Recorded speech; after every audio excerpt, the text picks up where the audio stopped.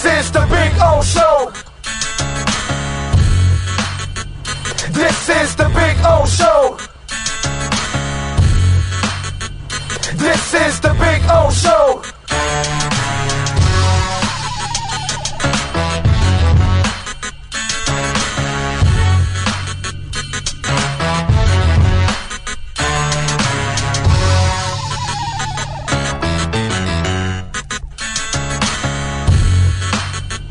This is the Big O Show. This is the Big O Show.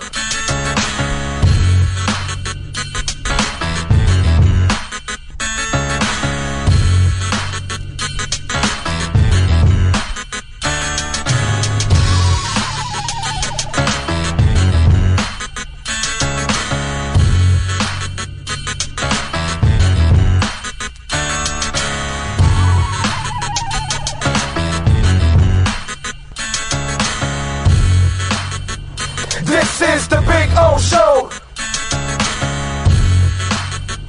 This is the Big O Show. This is the Big O Show.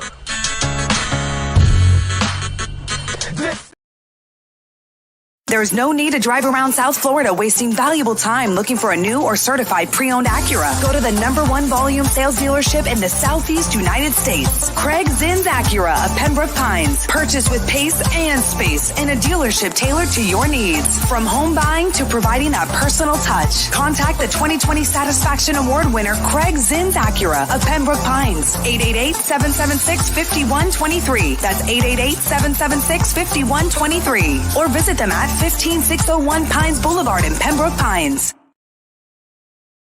When you move, you need a reliable company led by passionate folks, eager to assist its customers during a transitional process that needs to be smooth. Call Essential Moving Experts at 844-368-5750 for all your local and long-distance moving needs. You can rely on Essential Moving Experts. Mention the Big O Show and get $150 off. Family owned and operated, they offer free 30-day storage, full-service moving, fully licensed, bonded, and insured. Moving was never so easy. EssentialMovingExperts.com. Wilton Rheaume has more than 62 years of litigation experience handling insurance disputes. They're committed to resolving even the toughest insurance claims quickly. Call them for a free consultation. 954-966-4646. At Wilton Rheaume, they don't get paid unless you win. Property damage claims to your home, business, or condo as a result of a hurricane. Wilton Rheaume can help. Water, mold, fire, smoke damage, Wilton Rheaume can help. Call 954-966-4646. If you're a Miami sports fan, then there's only one store to go to, and that's Canes Ware at Miami Fanware in Davie. They're your one-stop shop for all your Inter Miami CF, Canes, Dolphins, Panthers, and Marlins merchandise. They have hats, t-shirts, game day jerseys, and so much more. Located at 2511 South University Drive in Davie, and open 24/7 online at caneswear.com or intermiamiwear.com. Call them at 954-835-5597. Canes Ware, the spot where Inter Miami and all Miami sports fans shop.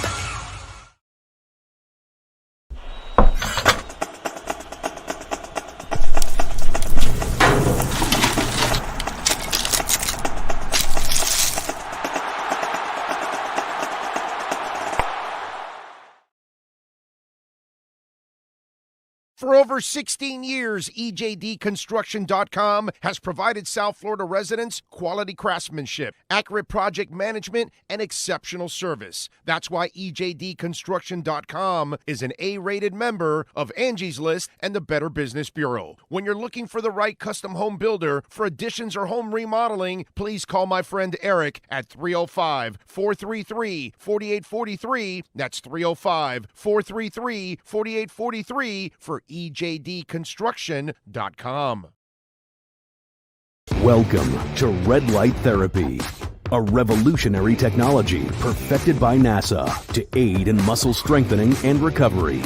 Red and infrared light has the capacity to penetrate deep into the cell's mitochondria, potentially leading to increased energy, faster recovery, and the optimal performance your body demands. Train, fight, recover.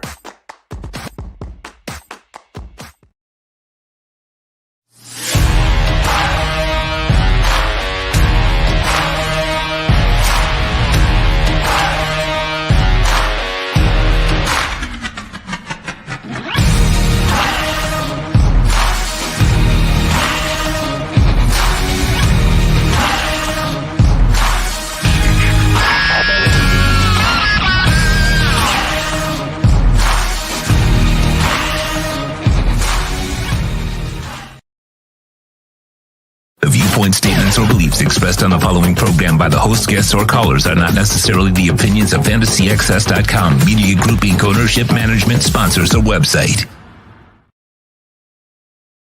When it comes to South Florida sports teams, very few in the media have witnessed, lived, and covered it like the Big O. Let's start the program dedicated to your favorite South Florida teams with a passion that's unmatched. The Big O Radio Show is on. Here's the Big O. Hey, good morning, boys and girls. I hope you had a great Easter weekend. Hope you had a great time with friends and family, because that's kind of what it's all about. Hope you enjoyed I guess an up and down weekend, right? We had some good things going on sports-wise. We had some depressing things going on sports-wise. So, kind of the good and the bad, as always. And we'll be here to talk about it for the next couple of hours. We are loaded. Ira Winderman's going to join us in a minute now. We're going to talk to Alan Poupart at 11 o'clock. Andy Behrens will join us at noon. Marcel Louis-Jacques will stop by at 12:30. So absolutely loaded show as always for you. Plenty of things to talk about. I see the chat board's already active. Don't forget to smash the hell out of the like button whenever you're downloading the show, watching the show, whatever it is you're doing, day, night, weekends, holidays. Make sure you always smash it. And don't forget to visit our amazing sponsors. So I even went to a fashion show on Friday, which was kind of interesting. We'll get into that story too here on the show. Got my tickets for The Cure, second night in Atlanta. So we are set.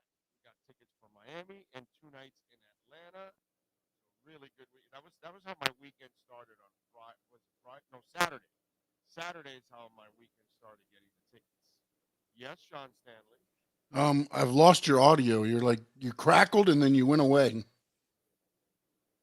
You're not hearing me anymore? No, you're going it's like a burst. It's very crackly and then. Okay. Give me 30 seconds. Play something. When you move, you need a reliable company led by passionate folks, eager to assist its customers during a transitional process that needs to be smooth. Call Essential Moving Experts at 844-368-5750 for all your local and long-distance moving needs. You can rely on Essential Moving Experts. Mention the Big O Show and get $150 off. Family owned and operated, they offer free 30-day storage, full-service moving, fully licensed, bonded, and insured. Moving was never so easy. EssentialMovingExperts.com. All right, let's, no, doesn't sound like it.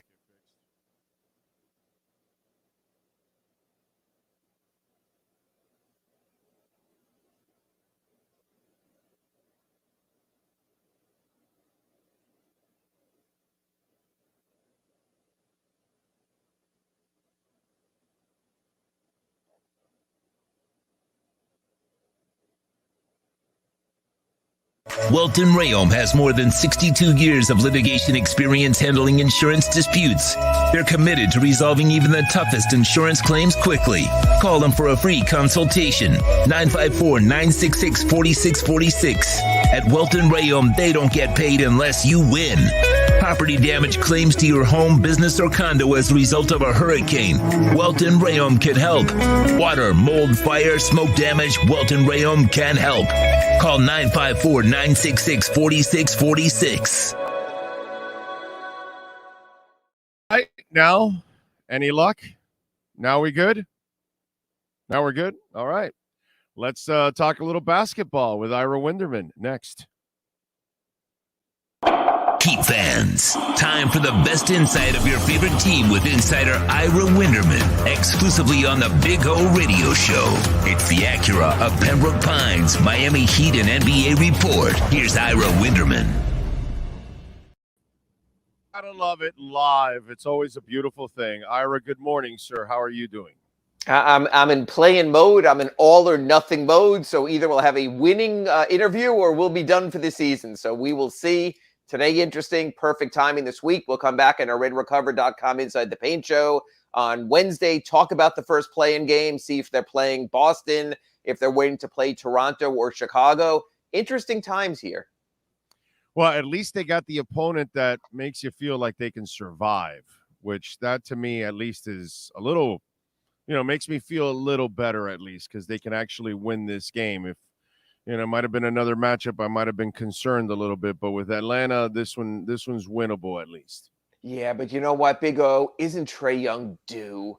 They held him down last season. They held him down in the playoffs. They held him down this season. Are we talking progression to the mean? Let's face it.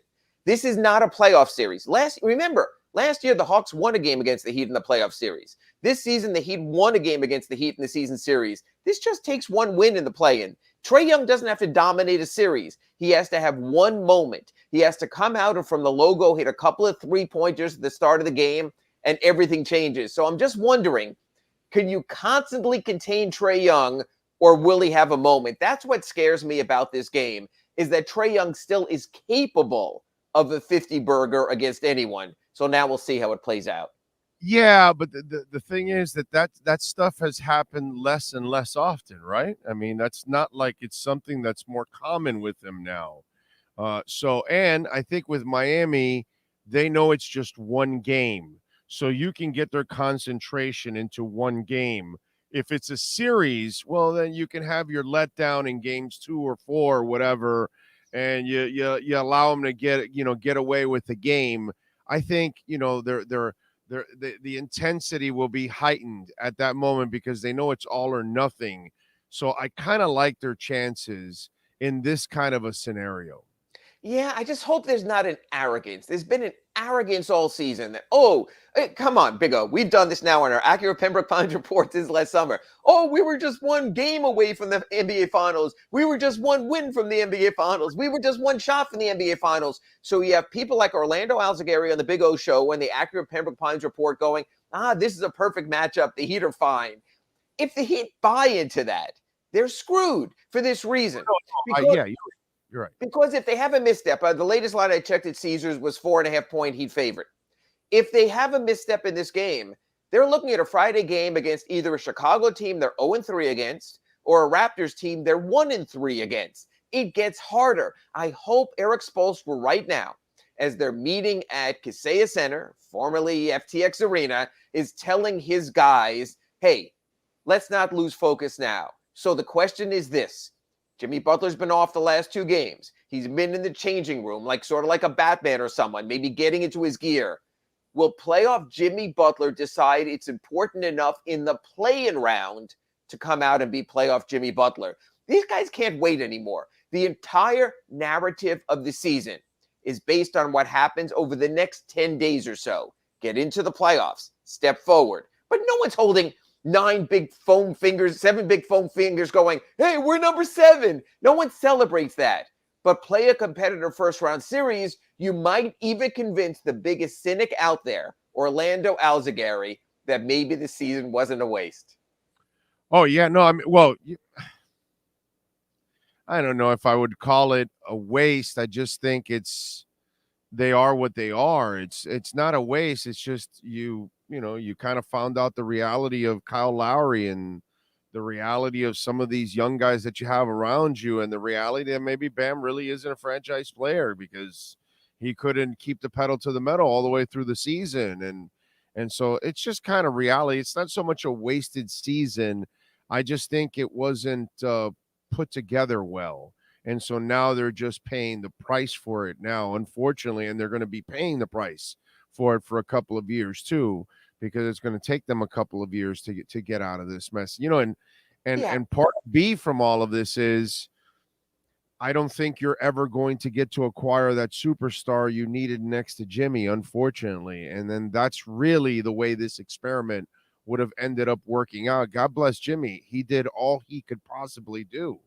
There's no more than he can do. I mean, the man played to more than to his potential and did as much as he could for the franchise, but he needed another Batman next to him. And they never found the other Batman. And that's really what this whole story is all about, is that the Heat never really found that next superstar next to Jimmy Butler. And so, even starting tomorrow, the players themselves can redeem Pat Riley and Andy Ellisburg. If Kyle Lowry steps forward with a big game, when you and I talk on Wednesday, you'll say, okay, maybe this is the start of something. If Bam Adebayo steps up against the challenge of Clint Capella and steps up with a big double-double game, maybe you'll say, hey, he's finally met that challenge. So if Kevin Love has his moment, instead of saying, hey, the Heat could have gotten Sadiq Bey at the trading deadline, maybe this works out. The players are positioned to redeem Pat Riley, Andy Ellisburg, Adam Simon in the front office, Mickey Arison, Nick Arison. Then you get to the other point, and we'll talk about this further down the week, depending on what happens, is I still believe, and I know you're going to hate me for this, but we're going to carry the full summer through on this, Big O. There are guys out there. Brad Beal didn't make the playoffs. At some point, he might wake up on a Tuesday or a Thursday or a Saturday going, this sucks. I want to be in the playoffs. I'm watching these games for days and weeks now. Might happen. Damian Lillard last night after Portland was done for the season said, I am not here for players who are going to grow for the next 2 or 3 seasons. Maybe that door opens up a little bit. So you have that possibility also. The Luka Doncic thing is not going away. The Mavericks totally screwed up with their roster. If they really talk, they're going to bring back Kyrie Irving. He doesn't have the ammunition to make any of those trades. I think the Heat have the ammunition to make both a Beal and a Lillard deal. Ira, there's 5 other teams that are going to have better ammunition than Miami. Miami's ammunition isn't shit.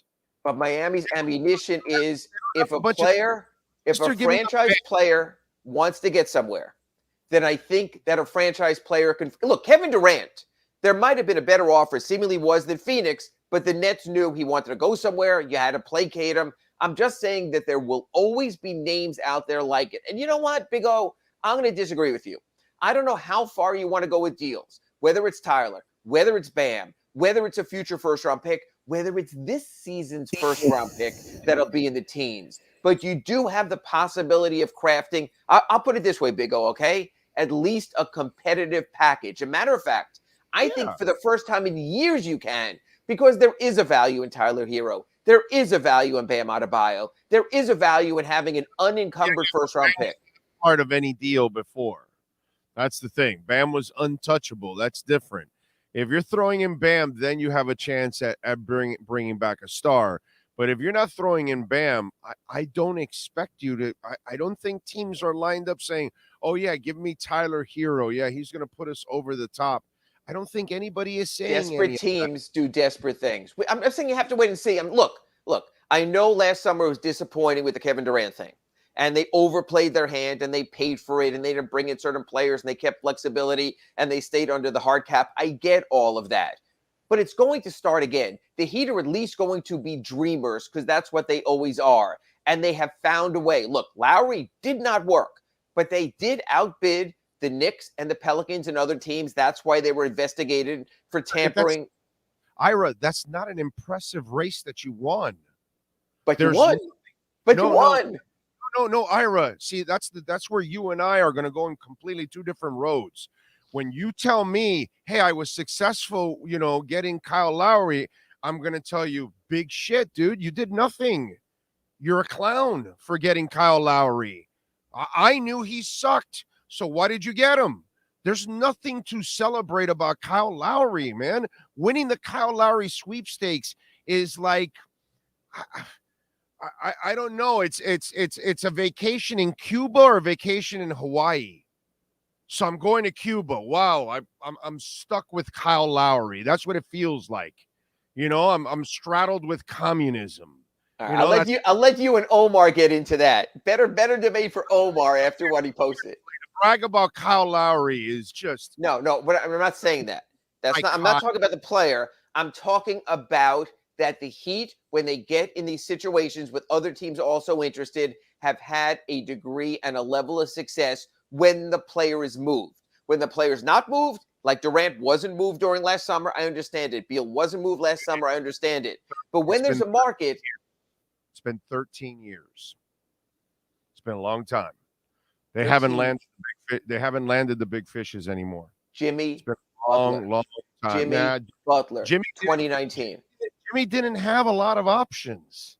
There weren't a lot of options for Jimmy. But they landed him, and they went to the finals, and they came within a game of the finals, and he's been fantastic. They've overachieved with Jimmy because they've got the best coach in the NBA. That's why they've overachieved. I give Jimmy a lot of that credit. Jimmy had his best. Jimmy might have had his best season this year. Coached his ass off. But overall, let's be honest, Jimmy did not have 10 teams lined up for him. There weren't even 2 or 3 really lined up to get the kind of contract Miami gave him. Come on. There were. The LA teams included. What quality team, what big-time franchise was going to give him the same contract, Ira? The Lakers and the Clippers were both involved at the time also. They were, but they were. So were the Mavericks. There were teams that were interested. The Lakers are a clown show. They're no longer. Well, okay, clown shows are interested then. You can put it that way. I still am not at the point where I'm giving up on this front office and I'm not giving them the benefit of the doubt. But again, I'm not saying to give up on them or anything, but let's not make it sound like it's constantly being landed. They haven't landed the big fish in 13 years.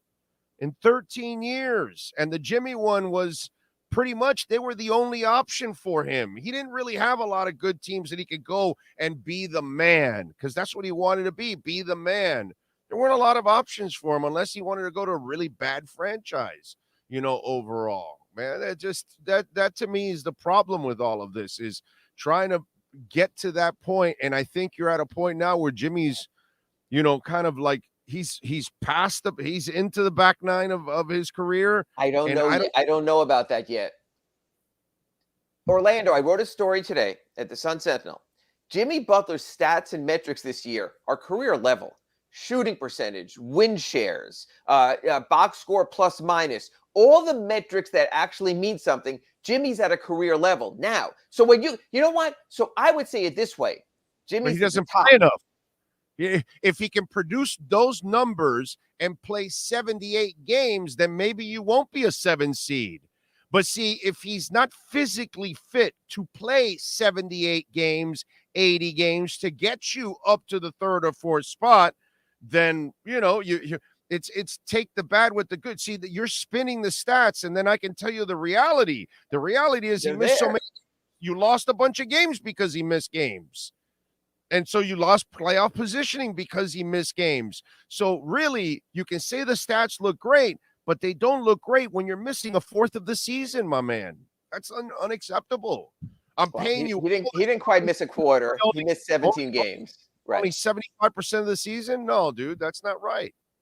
That's not right. I think that's where the league is under the current scheduling, though. That's what guys play, which is what we talked about, which is lamentable. But it's almost like this, Big O. Would you rather have a Jimmy Butler and his numbers for 65 games, or would you rather have Mikal Bridges and his numbers for he played 83 games this year because of his trade from Phoenix? So that's what you have to weigh, is those two things also. The Heat got a great player when they added Jimmy Butler. Jimmy Butler, so far in the new contract, 1 year into the deal, has played at the top of his game. He's not the problem this season. The ancillary supporting pieces, the Vincents, the Struces, the Caleb Martins, the guys who've dropped down a little bit, that's been the problem in overrating those guys. The failure of the front office and ownership not to land another superstar, not to put themselves in a position to land another superstar. That's been the problem. Jimmy Butler is not the problem, never has been the problem. He has played his ass off. You can't ask any more from him and Spo. But I have to ask more from Riley in the front office, and Kyle Lowry is brother. There's no success there. That's such a failure. That's such an embarrassment of a contract. That's almost as bad as Sasha Danilovic. No, okay? Sasha Danilovic was paid peasant money at the time. Danilovic and Whiteside. Right there. Yeah, Right. yeah, Whiteside, you certainly could look at, and I'm still not so sure that the Duncan Robinson contract's not right up there also. Jesus Christ. What was he yesterday? 3 of 11. Hey, he made 3. Yay, he scored 20. Total Season 6 of high. 14. Holy shit. That's been their failure, is that they weren't able to get that other star. That's where this whole experiment. And then here's Spo in the designing something and trying to figure out something and get the max out of whatever he's got out there, man. I mean, he's a monster. UD, great night last night. That was kind of like the way Wade ended his career. Perfect night for him. He was even showing Duncan how to shoot threes. It was, you know what? I knew that there would be emotion there. That could not have played out any better. The situation and everything, and giving him his free reign and saving guys for the playoffs and doing it then ahead of the playoffs so you don't have to create an awkward moment for him. Yeah, Udonis said the past 2 years, because of the pandemic and the way things went, he knew he couldn't craft a moment. He couldn't create it. He couldn't build up to that. But the way that played out with Dwayne sitting courtside, with the players feeding him, with that alley-oop pass from Duncan Robinson, it absolutely played out perfectly. I didn't see that coming. I thought it'd be, okay, older guy gets on the court. Please don't embarrass yourself. And it turned into something far different. Look, they had the right opponent. They weren't even playing the Orlando Magic. They were playing the Lakeland Magic. What Udonis Haslem showed yesterday is he's still fully capable of playing in the G League at his age, at 42. But you know what? They found the moment. They crafted the moment by bringing him off the bench. They got him the ovation. They got him the amount of minutes he was able to play. It really was a special moment, and now you move on. By the way, was that the worst starting 5 you've ever seen in Heat history? Well, I'll give you the other thing, which we didn't even realize when we were watching. The Heat had 111 bench points. That's an NBA record. Think about that. This team that couldn't score all year scored 111 points off the bench. It was a token starting night. They rolled out the guys. They got him some cardio. They get him back in practice today for something more meaningful. So, yeah, it was a weird game. But that's the problem with the NBA is the end of the season, it just doesn't mean as much. You've got to protect your players. Every team around the league sat their stars, except those teams in meaningful games like we saw in the Western Conference. So, yeah, the Heat crafted something special out of something that otherwise would have been totally meaningless. Yeah, the NBA's got a real problem because, we've always kind of jokingly said, the regular season in the NBA doesn't mean that much. Nowadays, oh my God, it's gotten even worse now with all the, resting and all that crap. Although I will say this, the play-in tournament created a greater sense of meaning than it would have been otherwise. So, Big O, as bad as you thought it was, if there wasn't this play-in and the Heat would have thought, okay, we're in, they would have sat guys more. If Atlanta would have thought that, they would have sat guys more. The play-in at least is getting them to have at least a few more meaningful games. Look, I think Adam Silver did a great job. He created meaning out of nothing. He created meaning out of, we're number 7. That it meant something, or that Eric Reed on the broadcast can go, the Heat are playing for the top seed in the play-in. I mean, you just absolutely are crafting something there. And hey, they're Southeast Division champions. So even if they don't win anymore, they've already won a championship this season. By the way, what's going to happen with the Dallas situation now that the league's going to look into them, looking like they're tanking?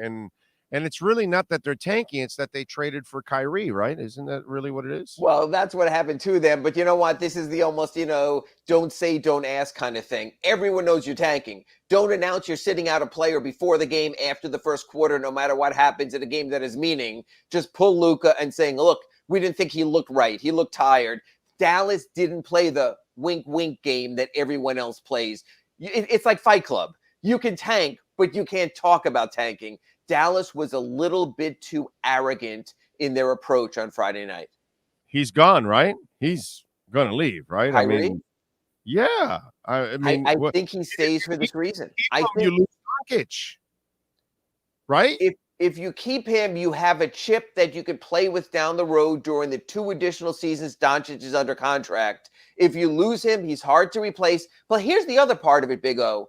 Is there a market for Kyrie? Is anyone going to be bidding against Dallas? Would you hang on? That's my point. Why would you, when you were saying, you hang on to him as a chip, I'm like, what kind of a chip are we talking about here, A bro? salary chip. As a salary and someone you can move if you have to in a deal on a shorter contract because at least you have his bird rights.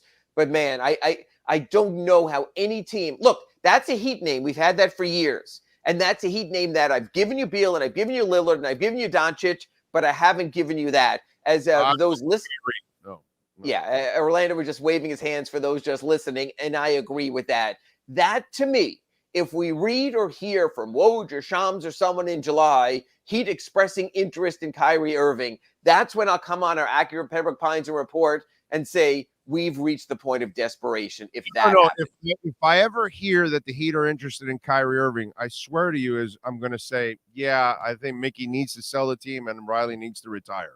Then that's the only thing that will drive me to say that those two need to go. I would never say that at all, but Kyrie Irving might force me to do that. Even though I'm disappointed in both. They need to pick up their game. They're the ones that are dropping the ball here in the organization. But I still don't want them to go. But if they go Kyrie, yeah.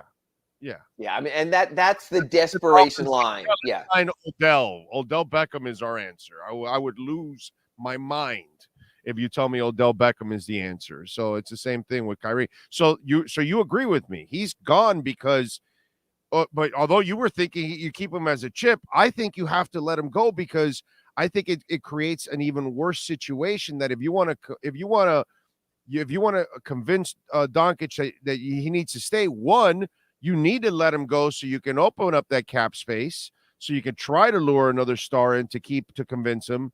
Because if you keep him there, it pollutes the situation even more, and I think you end up losing Doncic automatically. Yeah, it's just a tough spot for Cuban because, again, they don't get his full salary because the cap situation, they'd only have a fraction of what Kyrie earns to replace him with. So you're saying you're going to bring in a Mike Conley level player or something like that. That's not going to get it done either, Big O. The players they let go, Spencer Dinwiddie would help more. The players they let go, Dorian Finney-Smith would help more. They were a playoff team when they had those players. That's why I think Doncic didn't play, because I don't think he can trust that front office anymore because they screwed him this year. They took a playoff team. They moved them out of the playoffs. That is true. That is 100% true. It's hard to trust what the decisions being made above Luka Doncic if you're him. Yeah, you're right. You're right about that. All right, follow him on Twitter at IraHeatBeat. Catch his work there at the South Florida Sun Sentinel. Ira will catch you on Wednesday with our Red Recover Inside the Paint show. Yes, we will have the best Atlanta Hawks Miami Heat postgame show on all of radio, terrestrial or otherwise. 9 a.m. here, Kurt Heelan. Win, please. All right, Ira. Thank you. Thank you, Big O. Off to practice. You got it. There you go. Off to practice, baby. Whew. They better win tomorrow, dude.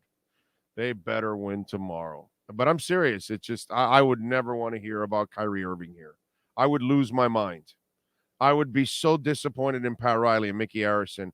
I would have never been more disappointed in them ever unless they do that right there. I was very disappointed with Riley when he did the Whiteside deal.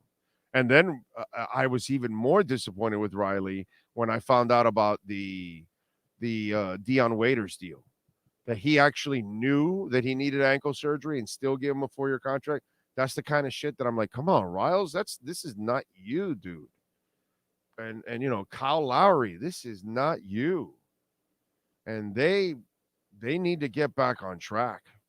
And what screwed up, where they screwed up here was that they failed to get the other star next to Jimmy Butler. That's where they, failed miserably. Failed in a disgusting fashion, okay? Like, really bad. And you ruined the best years that you could possibly get out of Butler. And I love Ira, but this bullshit that, the efficiency, that don't mean shit to me when you can only play 75% of the season. And the reason why you've missed a quarter of the season is the reason why you've lost a lot of games. That doesn't do shit for me. Your efficiency doesn't do shit for me if I can't maximize it. So if I can only get your efficiency for a certain amount of games and not for a bunch of other games, then what does that do for me? This is why I agree with Jimmy Johnson when he says stats are for losers, because I can spin stats however you want. You see how I got his stats and I turned them around right away? Oh, no, his efficiency. Don't mean shit to me when it's only 75% of the season. Now, if Jimmy's playing with two other stars, and while he's missing, two other stars are carrying the load and winning games like they had with the big three, then that's a whole different ball game. Because now you've got two stars, and Bam and Tyler are complementing the two stars while Jimmy's out. Notice how I'm not calling Bam or Tyler the stars, because they're not Bosch, they're not Shaq, they're not Alonzo Mourning, they're not Tim Hardaway, they're not LeBron James, they're not Dwayne Wade. We know stars, right? You know stars, right? I know stars. I know what a star looks like. You watch Matthew Tkachuk, that's an effing star. Okay? That's a star. A star says, get on my back, I'm taking you down the stretch. That's a star. Bam Adebayo is not a star. Tyler Hero can't even see stars. I know what a star looks like. A star's got cojones, right? A star imposes their will. So if you had that, then you can get away with Jimmy taking days off and games off. That's fine. Hey, Wade, you need it off? No problem. LeBron and Bosch will carry you. It's all good. Oh, LeBron's out? No problem. Wade, Bosch will carry you. No problem. LeBron and Wade, Shaq, Alonzo might be the most talented players that have ever played here, right? Yet Chris Bosh has the most important rebound, the most important block shot, and the most important assist in Heat history. Stars. I know what a star looks like. And that's where the Miami Heat failed. They failed to acquire the star next to Butler. And I said that from the second they got him. From the second they traded with Jimmy, I said, you better acquire another star or this trade won't mean shit. It'll be entertaining. And it has. And it's actually been more entertaining than I expected because the bubble run was amazing and last year's run was amazing. So you've gotten more than you possibly could get out of Jimmy Butler thanks to Eric Spoelstra. But, you know, Eric Spoelstra can only make up for your mistakes for so long. You want to come up with a whole bunch of journeymen? All right, he'll give you a 31-10 second half and almost get you to the playoffs with a bunch of scrubs. But don't expect him to do it over and over again because it's a bunch of scrubs. And Bam and Tyler aren't stars. So what more do you want from him? He can't make players stars who are not stars. And Bam started to play like a star. And please, I don't want to hear that next year's the year and next year's the year.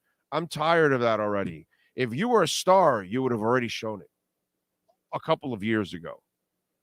Not this year, a couple of years ago. You've had more than enough time, bro. Enough. You're a really good player, no doubt about it. He's what I said he is. He's a super role player. Really good player, super role player. Not a star. Not a star. And that's your problem. You couldn't find another star next to Jimmy Butler. And this is why we're in this position that we are today, and probably why you'll get a lot of mileage out of the Jimmy Butler acquisition, but you didn't get to completely maximize it because you didn't find somebody of his equal or better. That's what you needed, really. You didn't need somebody less than Jimmy Butler. You already have two guys that are less than Jimmy Butler. Like Jimmy Butler is a lower ring star, right? Let's be honest, right? Jimmy's not Wade, right? He's not really Alonzo. He's not really LeBron, right? He's not really that kind of star. He's the next level. He's the Robin.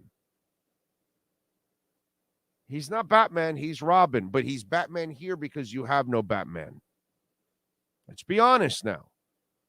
In this league, your star has to be a guy that can effortlessly shoot threes. That's not Jimmy Butler.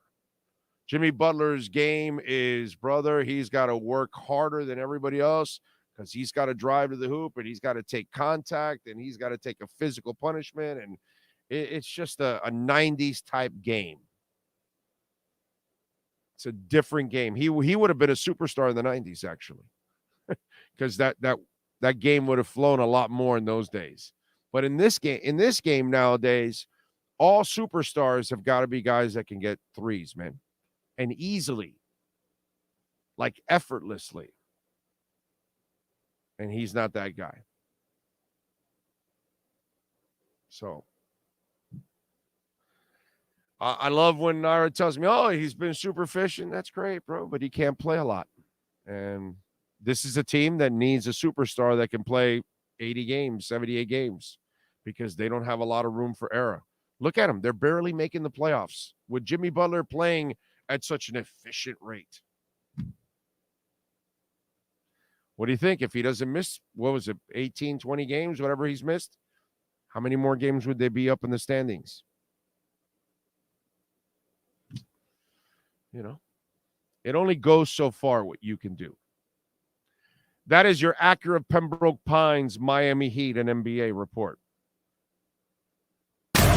You've been listening to the Acura of Pembroke Pines, Miami Heat, and NBA report with Ira Winderman. When you're looking for award-winning service and great deals from the #1 volume Acura sales dealership in the Southeast United States, you go to Craig's in Acura of Pembroke Pines at 15601 Pines Boulevard in Pembroke Pines.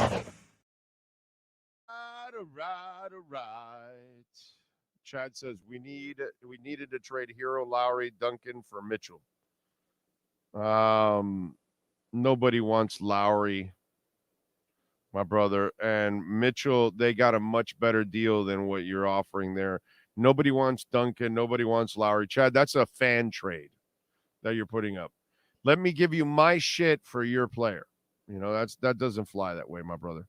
They got better deals for Donovan Mitchell. That's my problem also to the hopium. You know, Ira has spread way too much hopium this year. Like Ira makes drug dealers look like minor leaguers. Okay? The amount of hopium that Ira Winderman delivers has made so many people high in this town that the entire South Florida area is just one giant Carter.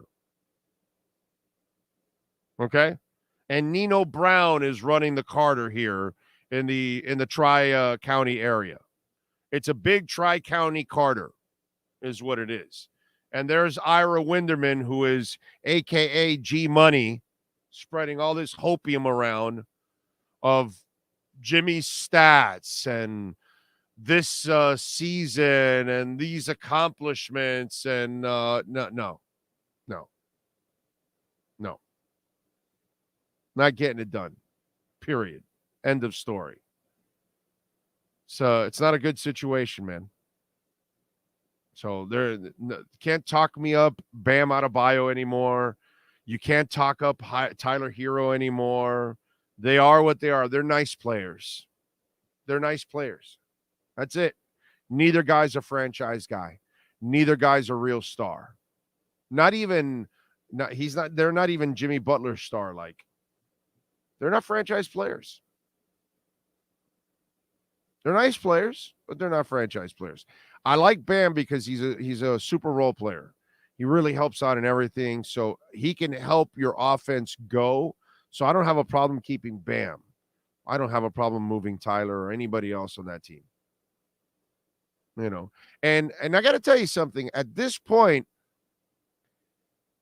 Lillard is a guy you want to trade for, but I don't know if you want to give away Bam in the mix already at this point. Because what are you doing for a year or two? Are you sure you're going to get a title? Because you lose Bam, Lillard and Butler aren't beating the Celtics. They're not beating Milwaukee, bro. No. It'll be fun. It'll be entertaining, but That doesn't convince me that you're going to get it done. You know, it's I just don't. Plus, I don't think Miami has the goods, and somebody will have much better material to trade. To be quite honest. All right, I see Jamie Zorrilla at the top there, in from San Jose. Brian Walters is in. Yeah, Panthers won. Good stuff by the Panthers. Kyle Cockrell, true Finn fan. He says, happy hungover Monday. You got wasted on Easter? Oh. Billy Shaw is in. J-Town, Cap for life. Fed is now coming soon. No more making it rain without Big Brother knowing. Yeah, huh? Yeah. Oh, you talk about the CBDC? Yeah. Yeah. I'm only going to use that shit to pay some bills. That's it. Let's see. Steve Allen is in. Giovanni Perez is in. Jonathan Cagle. Alexis Palenzuela. Jay Gelfin. He says, great way to send UD off to his last playoffs with his 3 3-pointers. Yep. He shot 3-pointers better than Duncan Robinson. Terry Lynch. Willie is in from Colombia. He says, you are my source and only personal source of sports, life, and nostalgia. Thank you, Willie. Appreciate you, my brother. Jesus Mendez. Billy Shaw reminds to smash that like button. Please smash it. What he says, I had a great Holy Week. I like it. Well, you live in Colombia. All you do is walk around the streets and you say, holy moly, holy moly, holy moly, holy moly, holy moly. I've seen the women in Colombia. Damn right you had a Holy Week. You got a Holy Week every week when you're in Colombia. Yeah.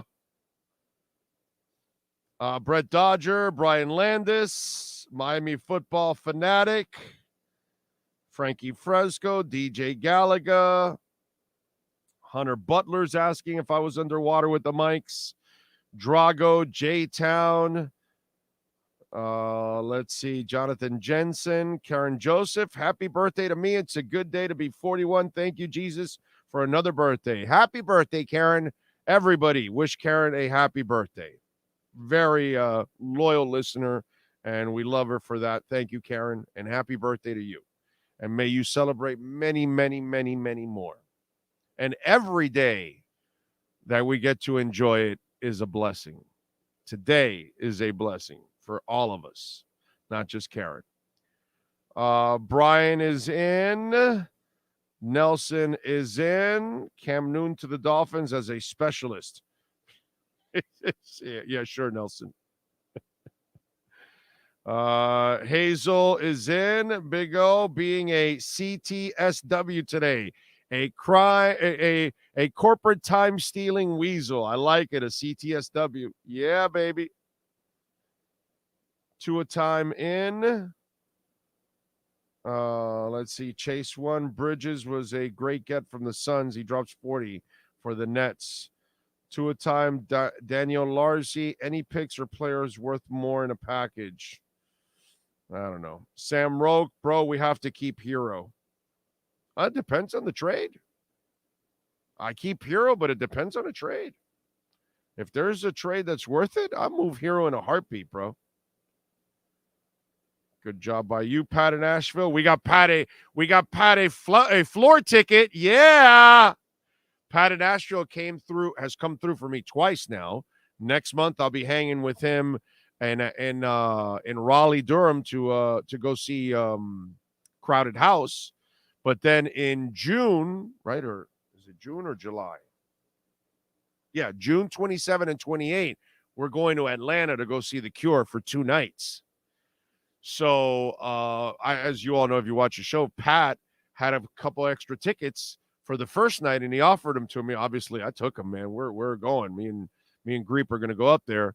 So Pat and I both got in to get tickets. I bought the tickets for the Miami show. Pat bought his tickets for the Atlanta show. So he and I weren't eligible to get the first dibs on the tickets. My buddy Greep, who did not get in the first go around, ended up getting a code. So he ends up getting tickets for us. We got him on the floor this time around. And so we got 2 tickets on the floor. And then we got a third ticket. Instead of getting 3 at a time, we got 2. We got 2 and then 1. And then the 1, Pat actually ended up getting better seats than us. Like, I don't know, he's like 5-6 rows in front of us or something like that on the floor. So we're in the second section off the floor. And so I'm looking forward to it. So I'll get to see the Cure on this tour 3 times. I'll see them June 27 and 28 in Atlanta. And then July 1st here at Kaseya? Is it the Kaseya Center? Is that how it's pronounced? Kaseya Center? So July 1st, I'll see them at the Kaseya Center, the 27th and the 28th of June. I'll be in Atlanta. For any of you Atlanta listeners out there and you're going to the Cure, I'll be there. And I'll be in Atlanta for a couple of days because I'll pop in so it's the 27th, 28th. So I haven't gotten my flight yet, but now that I have it, I got to get the flight. I'm probably flying in on the 22nd, 26th, right? Is it right? Right. I'll fly in on the 26th, go to the concert the 27th and the 28th, and fly out on the 29th. There you go. So I'll be in Atlanta for 4 days hanging out. So if you're in Atlanta, let's hang out. We got to have a little Atlanters get together is what we got to do. How about that? A Big O show Atlanters get together. Who's in Atlanta and can get together with us in late June? So there you go. Dougie Fresh is in. At the Masters, Tigers look like before picture used at every joint pain infomercial. My man is going to be sponsored by Centrum Silver very soon. I saw like a highlight or two. I didn't watch anything. I don't really care, to be quite honest. It does nothing for me to. If I'm not there live, I could enjoy it, but on television, I have no interest whatsoever. Did not watch 1 minute of it, to be quite honest. True Fin Fan 78 is in. Heat need to reset and start over. That's exactly what they need to do. But I don't know if Riley's going to want to do that because of his personal situation. Like, he wants to get the hell out. Daniel thinks Butler has 2 good years left in him. Alexis, I agree. A blind-ass fan alert for Ira. Yes. Yeah, he's been kind of a blind-ass fan throughout the year. It's a lot of hopium. He has been our drug dealer this year on the show. Spreading hopium.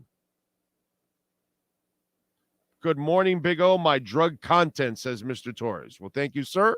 Appreciate you. Giovanni Perez says, O is 100% right. Green Lion says, oh, my God, Ira is such a Heat defender. EJ Bauer, Ira would like to eat a crab sandwich or deep dish dirty diaper pizza, O. I actually gave your question some, at least there's some bread with the sandwich, says Dougie Fresh. Knight says, and he sends in a super chat, Tua is looking good, Big O. Look at that neck. Yeah, baby. Yeah. Show the buff Tua now. Sean, pull up the buff Tua. Because some pictures came out. Yep, there he is. That's before, there's after. Right there. I like it. He's looking good, man.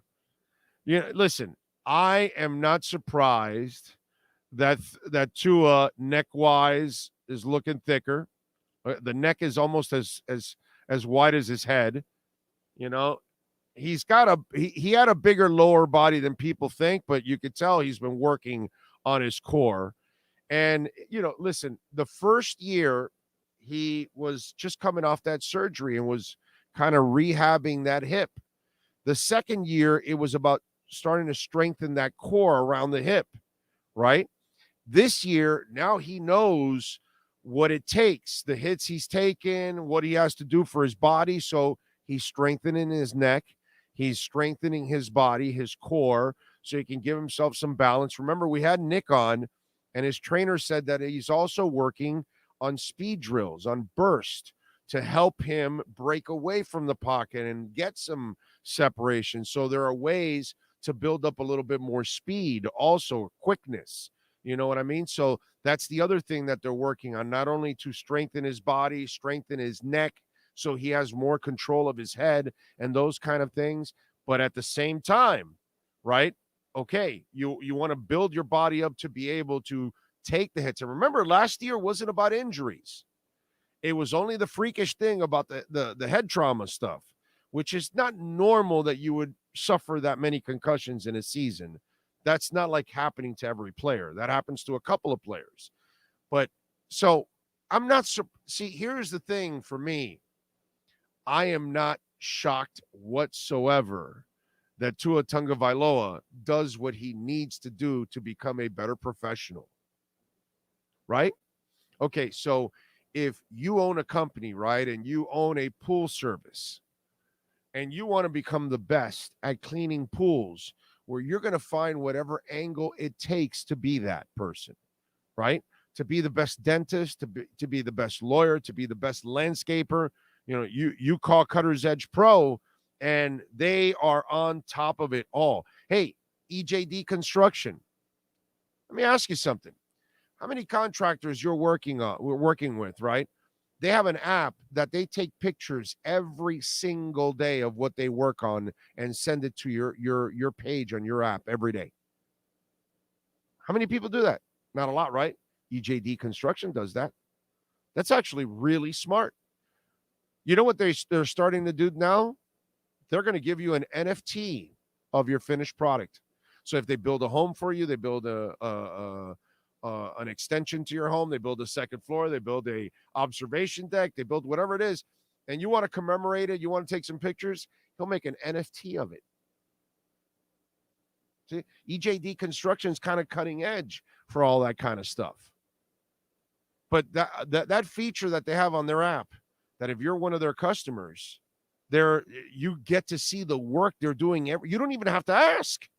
Every day they're done. They take pictures of all the work they've done and they send you the progress every single day.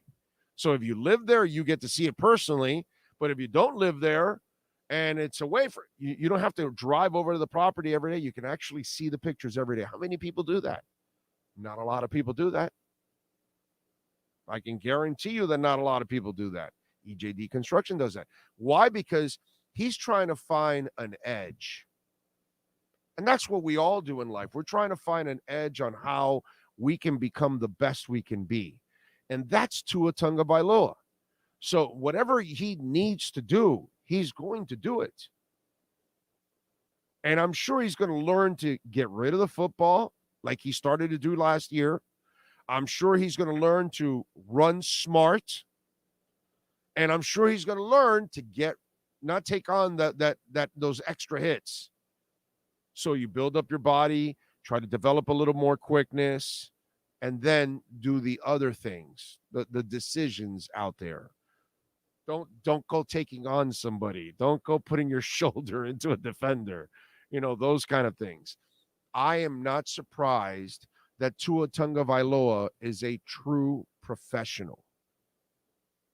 Just like I'm not surprised that Eric at EJD Construction is a true professional, or William Quigley at Cutter's Edge Pro, true professional. You know, I see it firsthand when they've worked in my homes and my businesses and things like that. I've worked with them closely, so I know what they're doing. You know, and you do it too. Everybody does it. You got to make yourself a better whatever it is that you do in life. Producer, like Sean Stanley. As the years go on, you learn the tricks of the trade and you learn how to become a better, more efficient producer, or you set yourself, you separate yourself from other producers by doing different things than they do, or more efficiently or more creatively. We all do it. And so I'm not surprised that Tua Tagovailoa this offseason is doing exactly what he needs to do, just like Dwayne Wade had to work on a jump shot with Spo, by the way. In the offseason, when Dwayne was young and Spo was the assistant coach, Spo was the guy working on his jumper because he didn't have a great jumper. So they had to develop a better mid-range jumper for him. And that was part of the process. And that's part of Wade to do that.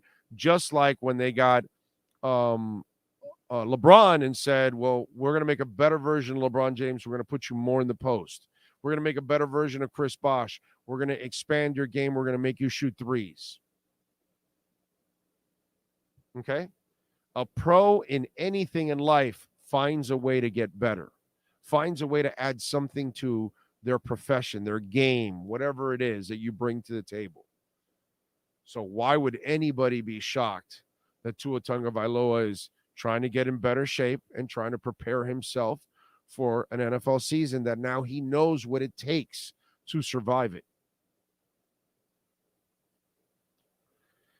Good dude, bro. Real pro. And every Dolphin fan should be incredibly happy to have that young man there wearing that uniform. What do we have here? Terry Lynch is in.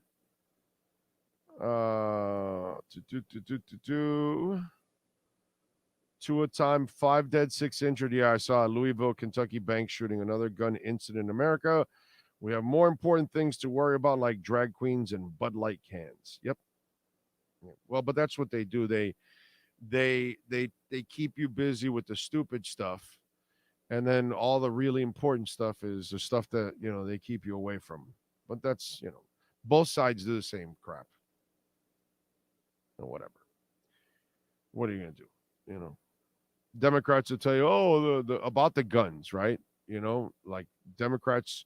Like Republicans will be worried about stupid things that aren't nearly as important as the economy or gun control or something like that. But then the Democrats will tell you, we got to get after these guns. But then in California, the Democrats will allow you to steal everything left and right.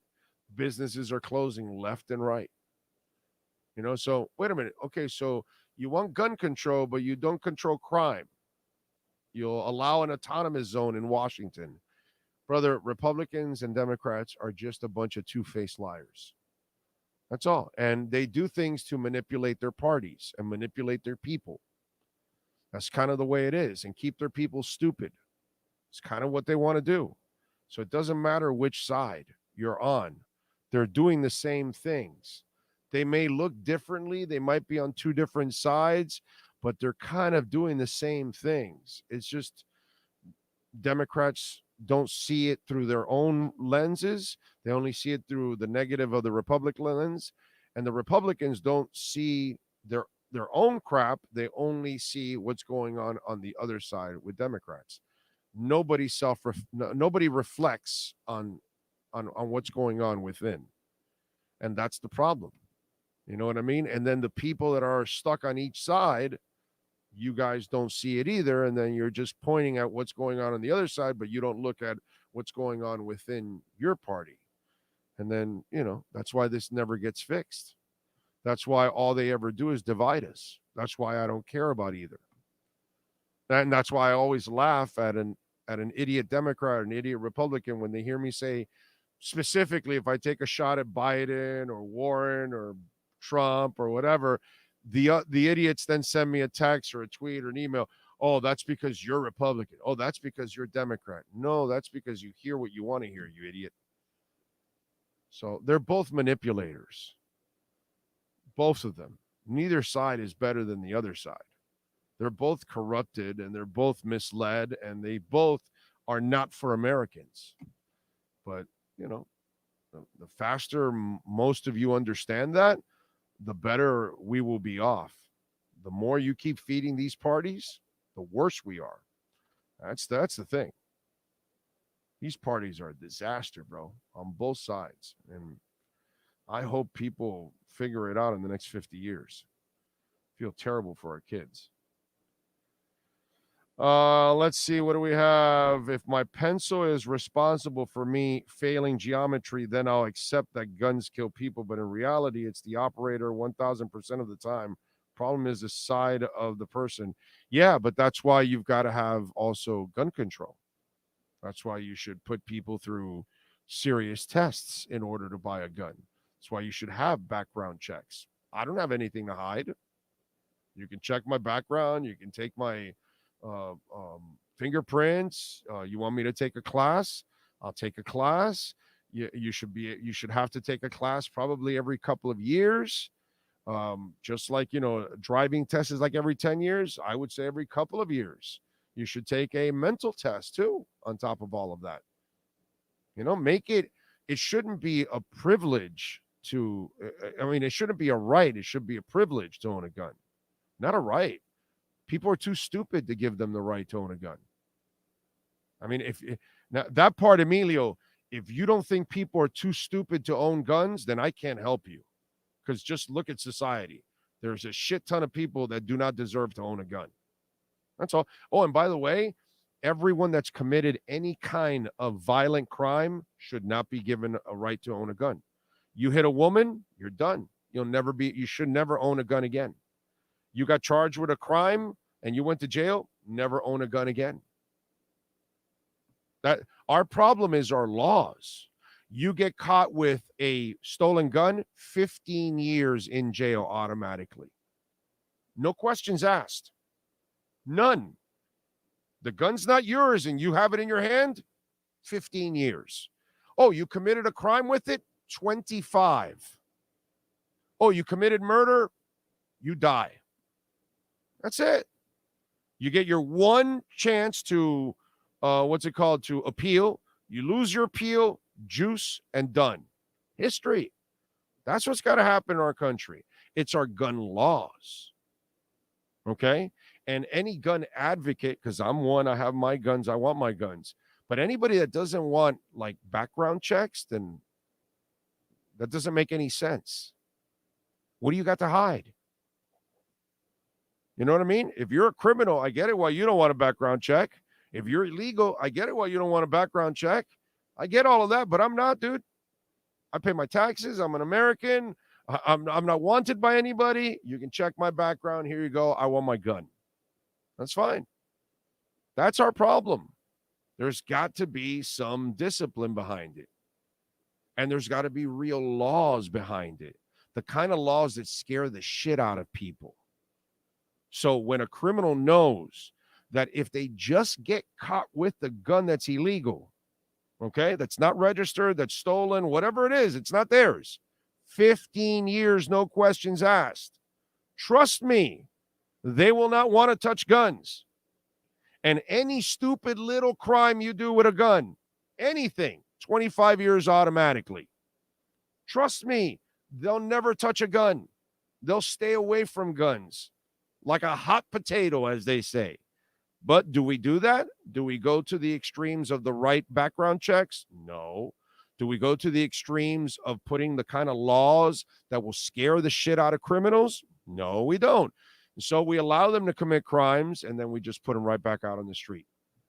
Again and again and again and again and again, and then eventually they continue to make more and more violent crimes, and they kill people. It's really not that difficult. We just politicize it and make it too difficult for us. That's all. No big deal. Big O, as my wife would say, the left wing and the right wing are part of the same bird. Sports. So true. God, that's a great line. They're all the same. We just, put an elephant and a donkey behind it, but it's all the same. Ohio John with a little super chat says, "What's up, Oh? Not completely familiar with Fangio's defensive style. Do you think Brandon Jones will be used in the blitz the way Boyer did?" No, he won't blitz nearly as much. Now, it will be a challenge for Brandon because you must be an elite cover guy in this defense. If you're going to play safety and linebacker, see the guys like Brandon, what's his name, bro? And Ingram and Brandon, or what's the other guy? Landon Roberts. Those kind of guys don't fly in this system. You cannot be limited in this system where you're just a run guy or a rush guy or whatever. You're going to have cover skills. So I would imagine that Brandon Jones might even have some competition at safety a little bit for the cover stuff. So it's more of a bend, don't break type defense. They force you to be perfect downfield. He forces you into a mistake. That's kind of what that defense is. Green Lion, thank you for the love on the super chat. I have a lot of firearms, but I agree on zero tolerance for criminals and mentally ill. If you threaten somebody with a firearm, you should also go to jail. Exactly. That's our problem. Our laws are weak. And that's why when they're weak, the criminal will take advantage of it. All right. Our number 2 will get going. And Alan Poupart, yes, sir. And our EJDconstruction.com Miami Dolphins report fires away. There's no need to drive around South Florida wasting valuable time looking for a new or certified pre-owned Acura. Go to the #1 volume sales dealership in the Southeast United States. Craig Zinn's Acura of Pembroke Pines. Purchase with pace and space in a dealership tailored to your needs. From home buying to providing that personal touch. Contact the 2020 Satisfaction Award winner Craig Zinn's Acura of Pembroke Pines. 888-776-5123. That's 888-776-5123. Or visit them at 15601 Pines Boulevard in Pembroke Pines.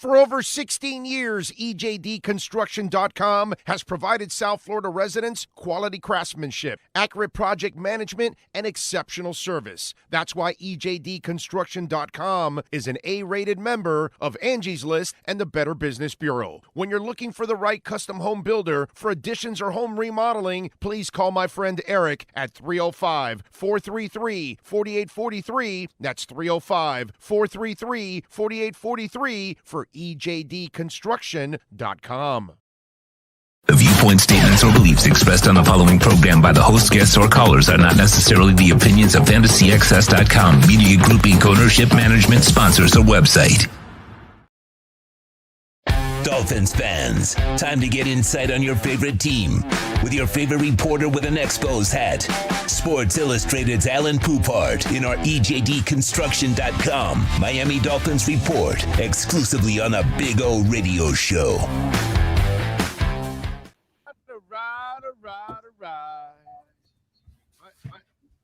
There we go. All right. Yeah, there we go. Yep, I'm good. You? I can't complain, man. Great weekend. How about Alex freaking Lyon before I get into football, but you're like one of the few I can talk hockey with. That's a mentally tough kid because he had a really shit night a couple of weeks ago. And we're like, oh man, Bob was hot, this, that, whatever. And Bob apparently gets COVID or whatever. And now here's this kid. And I'm not going back to Bob, right? I mean, what's he going to do if Maurice really doesn't have the same kind of ties to Bob, right? If I'm Maurice, I'm riding the hot goalie, correct? Without question. And by the way, you call him a kid. He's 30. He's just been a journeyman who's bounced around. Yeah, for us, because we're all these a kid, but 30 for an NHL player is not a kid. No, there's absolutely zero chance you move away from him the way he's been playing. I mean, even I don't remember exactly when the game was against Buffalo. He gave up a goal early in the game that was a pretty soft goal. And then all of a sudden he was just stopping everything. And against Ottawa, at like 56 saves. Yeah, no, you do not move. I mean, if he moves away from him and Bob gives up a soft goal and he winds up losing the game, that's a criminal. Right. Right, because the kid right now is on a freaking roll. So it's going to be interesting now. Everybody's got 2 games left. Florida's got Toronto, and then on Thursday they take on Carolina. So we'll see what ends up happening between them, Pittsburgh, and the Islanders, and hopefully they can sneak in. And Kachuk, man, that was a sweet goal the other night to give them the victory, man. Yeah, he'd be the MVP. He'd be the MVP if it wasn't for that freak in Edmonton. I mean, he's been sensational. My Lord, has he been good? Yeah, he was exactly what they needed. It was just some of the other pieces didn't really fall into place. And you told me at the combine that you thought it was more about, new system, a lot of injuries. They weren't healthy at any time until now that they've been about the most healthiest that they've been. And you thought that they would start to play a little better, and they actually have played better now than they did throughout the year. Well, and mind you, they've done all this without their number 2 center, Sam Bennett, who again is going to be out tonight. It's going to be 11 straight games, and they've been on this run of 6 in a row without him. And a number 2 center, I mean, that's significant. I said at the time of the trade, I love the trade because even though I thought they'd take a step back in the regular season, they were going to be fighting like crazy just to make the playoffs. But if they do get into the playoffs, they're much tougher out than they were last year, even though last year they led the league in points during the regular season because they're built more to win and play playoff hockey than they were last year. Yeah. Well, there's no doubt about that. They are a little bit more of a grinded out team now than they have been in the past. So we'll see what happens, man. It's going to be interesting. See how it finishes. Hopefully they'll be able to get it done. All right, on the football side, yes, sir. Let's get into what at first he was considered a geek.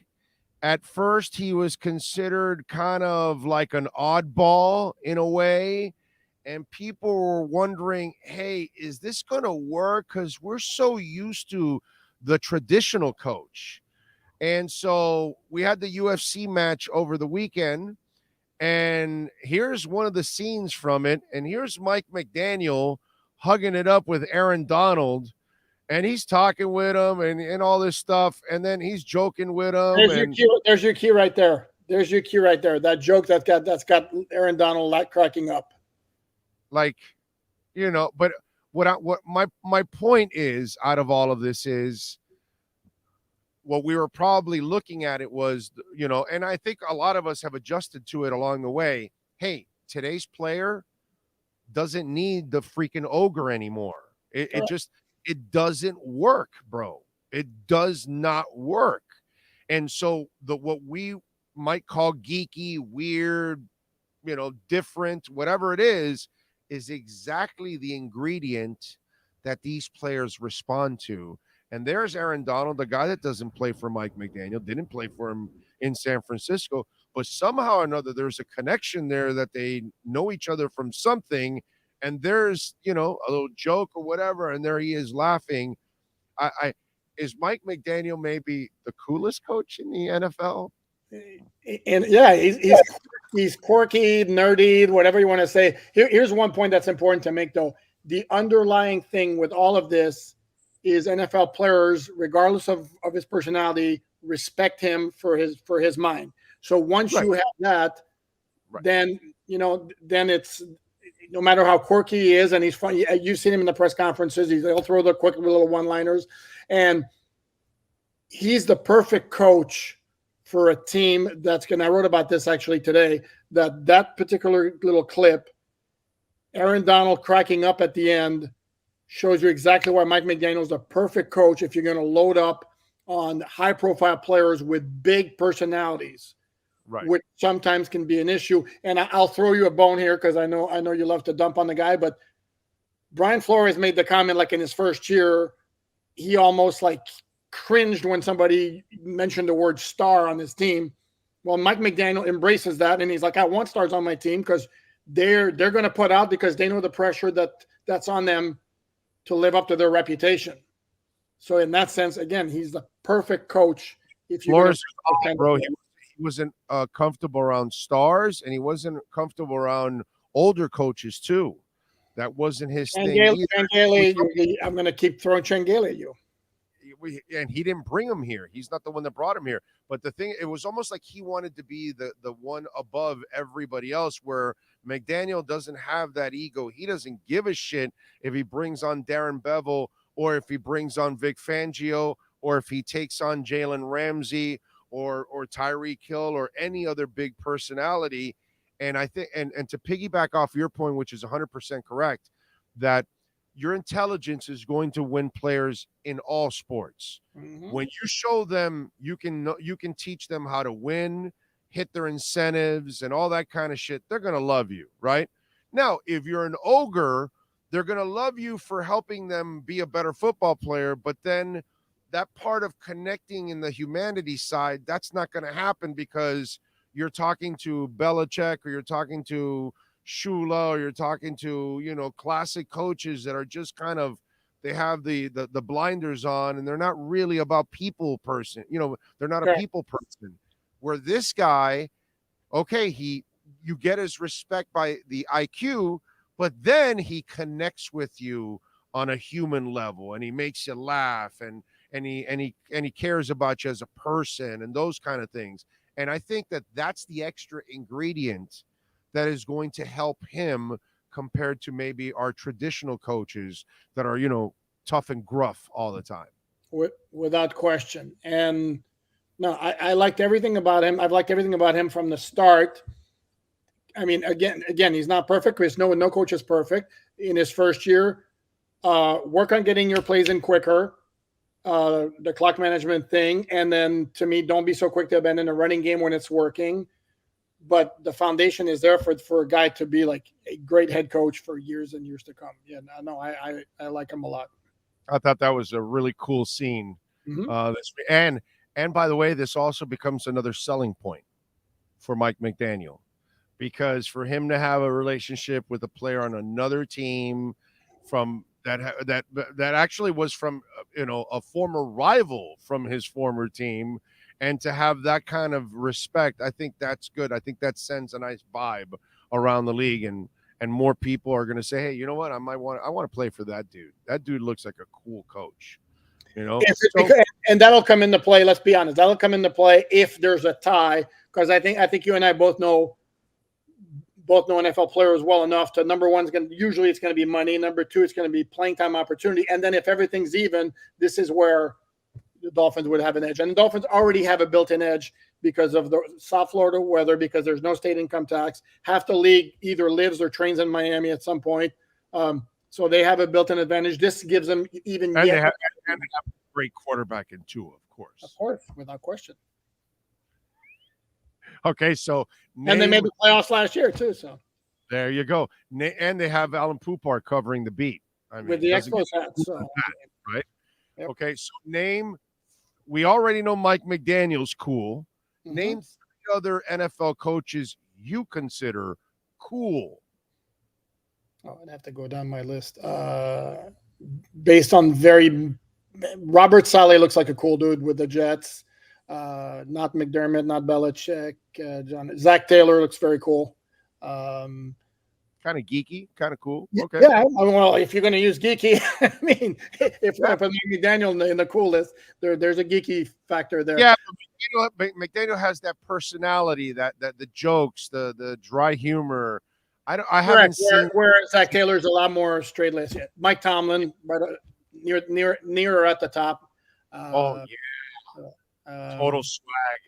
Yeah, definitely. Big fan of his. Sean McVay, another one. How about Sirianni? Don't know him enough, and I have buddies with the Eagles, and they all like him. I don't know if I'd say he's cool. I think he's cool. I think he's cool. I think he carries himself with swag. He wants his players to have swag. I think. No, Philadelphia is one of them, man. You're absolutely not. Now I just flash back to some of the scenes on him, like celebrating when they have big plays. Yeah, that's very cool. But top 3 off the top of my head, excluding Mike McDaniel, who's in the conversation: Sean McVay, Mike Tomlin, are two who really jump out. And Salah. And Robert Salah. Those are pretty good. That's a pretty good list. Dan Campbell. Dan Campbell. I was gonna ask you right now about Dan Campbell because if you get results with the rah-rah, it starts to become cool. You understand?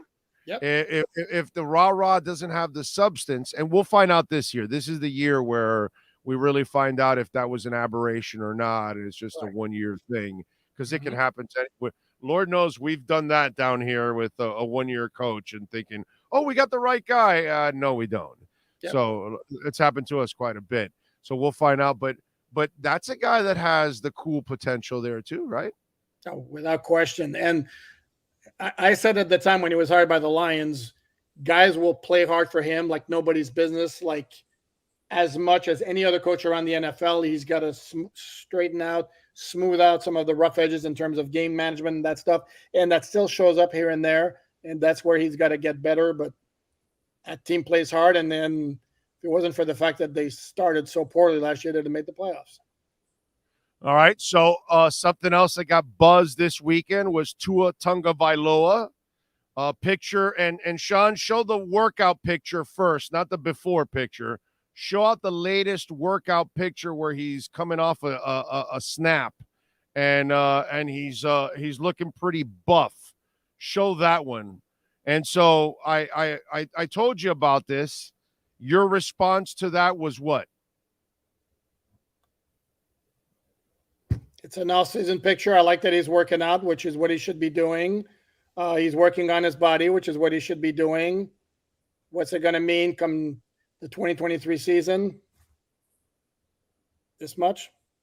It's not why he's going to succeed. It's not why he's going to fail. If he's going to have another big year, he didn't get hurt. He didn't get hurt last year with the concussions because his lower body wasn't thick enough. Sorry.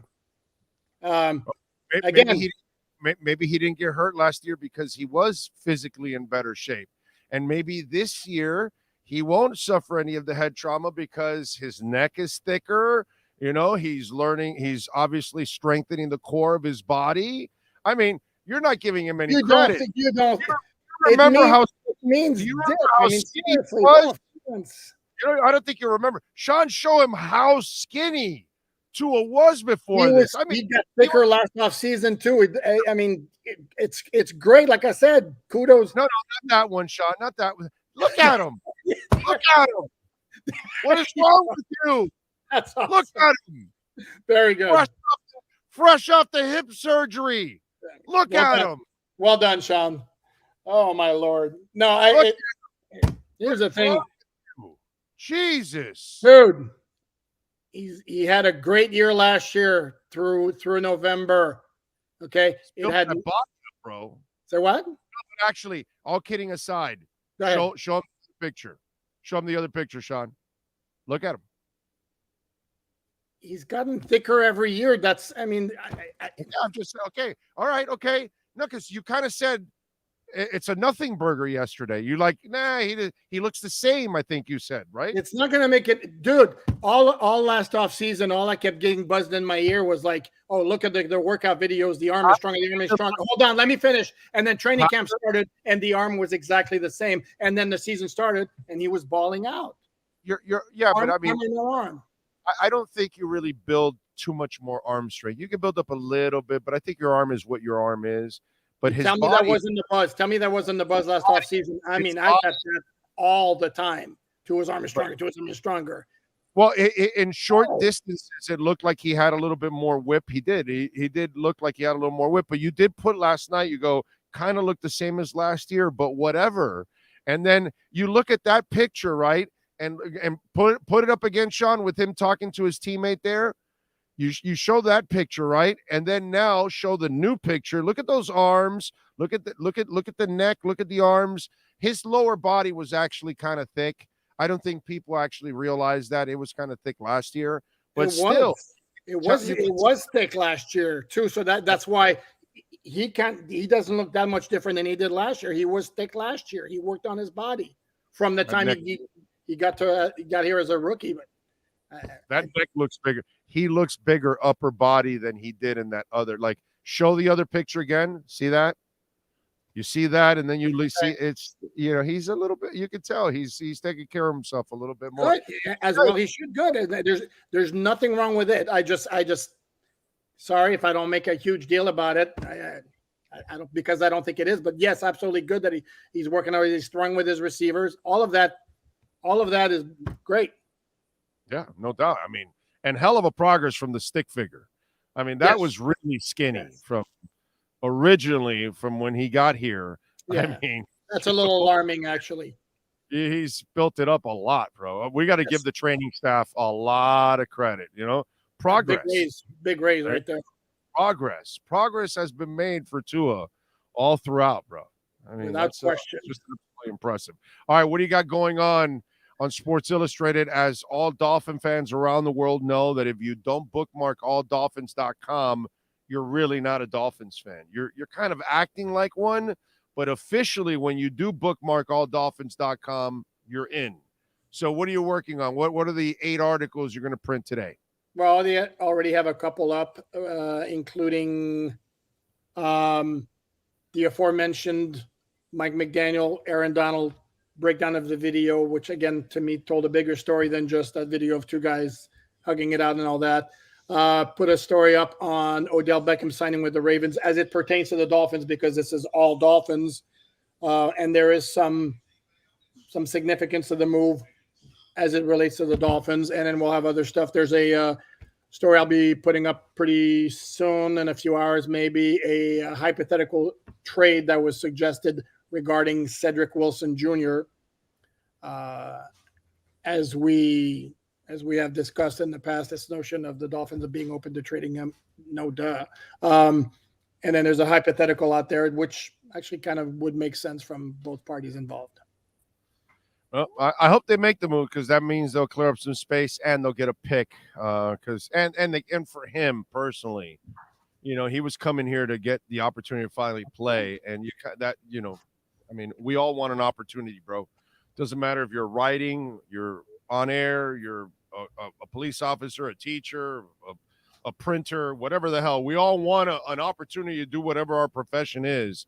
And that's where I kind of feel bad for Cedric, because this was going to be his stage to show his wares, and Tyreek Hill comes and cock blocks him, and you kind of feel bad for him. So I'm sure. No, and he signed before the Tyreek Hill trade, and that completely changed everything for this team. Yeah, I feel bad for him, because he obviously, this was the moment he wanted to prove to everybody that he can be a frontline receiver, and then he didn't get the chance to do it. So, and we all want a chance, bro. We all deserve a chance, and hopefully he'll get that chance. All right, follow him on Twitter at Poupart NFL. We will catch up later in the week, my friend. Appreciate you immensely. Yes, sir. You be good. Thank you. There you go. Alan Poupart and our EJDconstruction.com Miami Dolphins report. You've been listening to the EJDconstruction.com Miami Dolphins report with Sports Illustrated's Alan Poupart. For additions, home remodeling, and custom work, call Eric at 305-433-4843. EJDconstruction.com is your custom home builder and general contractor you can trust. 305-433-4843.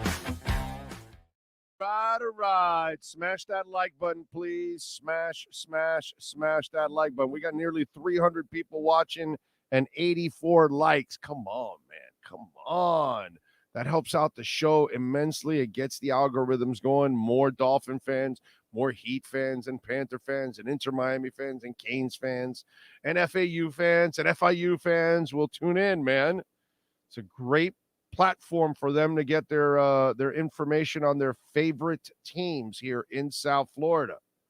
So please smash the hell out of the like button, whether you're watching or listening to the show. However it is that you do it, we'd appreciate it immensely. Remember, you can also make a donation through Cash App or Venmo at Cash Big O Show. That is Cash Big O Show at Cash App or Venmo at Cash Big O Show. Let's see what we got, if we got anything on Cash App. And remember, you can also make a Bitcoin donation, which is, as you all know, that's my favorite donation that you can make, a Bitcoin donation.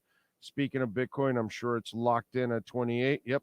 Up a little bit, 28,425 right now. So it's up nearly 2%. Not bad. Not bad. I like it. I like it. So there we go. What else is moving? Ooh, all right. Immutable X up 2.5% almost. H bar also up almost 2%, 2.5%. I'm sorry. Not bad. So we got a couple things moving and a grooving. Remember, you can also reach out to us on Twitter at Big O Show. Follow us there as always. Appreciate it. King Shore says, I'm showing 71. Well, you need to refresh. I'm showing 84. Well, let me see. Well, hold on a second. If I refresh now, I'm showing 99. Now it's 99. Yeah, and Chad throws in and Arsenal fans. There you go. That's only us, Chad. But yes, I got you. It's a good year to be an Arsenal fan, finally. Jesus Christ. We've gone through some rough patches, brother. We needed this. And by the way, I need my Arsenal to do well because my Inter Miami squad sucks. They've lost 5 in a row. Damn, dude, that hurts. Holy shit, that hurts. And come on, man, you guys got to start winning some games. You can't build an impossible hole for Messi to climb out of. Ricky's asking, Big O, do you think the Miami Hurricanes football team will be ranked this year in the top 25 at some point this season? I don't know, man. Early on, I would say no. Okay? Because it just, they haven't proven anything yet. And last year was such a disaster. You've got to go from disaster to top 25. That's a lot to ask for Mario Cristobal. I hope so, but probably not. You know, I just don't think so. It probably doesn't look like a realistic thing. That's about it. You know, I hope so, but you know, it's gonna probably take him another year to be a top 25 team, and then that's when his players and his system and all that kind of stuff should start to take over in year 3. They really suffered a huge setback last year, man. Bad, wrong coaches to hire, especially on offense. Let's see. That is always strange. Can it be that many people here that hate watching? No, it's not that. It's weird how it doesn't matter who you watch on YouTube. Their likes are usually a fraction of how many people are watching. And it's the weirdest thing how people just don't make an effort to hit the like button. Like it's painful or something. It's odd, bro. It's so odd. Let's see. Man City down 6 points, and Man City has one less game, and they play Arsenal at the end of the season. Arsenal going to choke, in my opinion. All right, Frankie. You're going up with the old Arsenal, not this Arsenal, baby. Kyle says Japan is loosening up more crypto restrictions. Definitely bullish for news for Jasmine. That's why it's up right now. I got me some more. There you go, Kyle. Look at you loading up on the Jasmine. Huh. There you go. I'm big on Jasmine too, my brother, as you know. That's why some of you are into Jasmine. And let's hope we hit on this one like we did on Immutable X has been I'm sorry, not Immutable X. Well, Immutable X is going to skyrocket. That's one I tweeted out a couple this weekend. Cosmos is at a great buying window. Immutable X is at a fantastic buying window right now. And what was the other one that I tweeted out that was in a great buying window? Star Atlas is that's a more of a that one's more of a gamble, but I love it. It's at a third of a penny. There was one more that I tweeted out yesterday that I really liked. Immutable X, Adam. What other one was it? But anyway, and Jasmine went all the way down to 44. and it's already up at 58 or 59 right now. So it goes with Bitcoin too. So as Bitcoin rises, Jasmine will also rise too. And you'll see that. And remember, this thing was at 66, and it went all the way down to like 44. I loaded up at 44 and 48 and 50, and now it's at up to 58. It went to 59 this morning, so it's going to continue to rise. And you are right, Kyle. Japan and China are easing up on crypto. China's still going to be tight because they're going to keep their people down, kind of like that's what the Democrats are doing here, right? The Republicans are not. Republicans are more for crypto. Like DeSantis politically, I don't agree with a lot of things he does, but fiscally, he's actually really responsible, and he's been one of the guys. Again, his politics, I may not agree with a lot of his shit, but fiscally, like he's against CBDCs. But see, the Democrats are huge on CBDC because they want to control you. They want to control the money.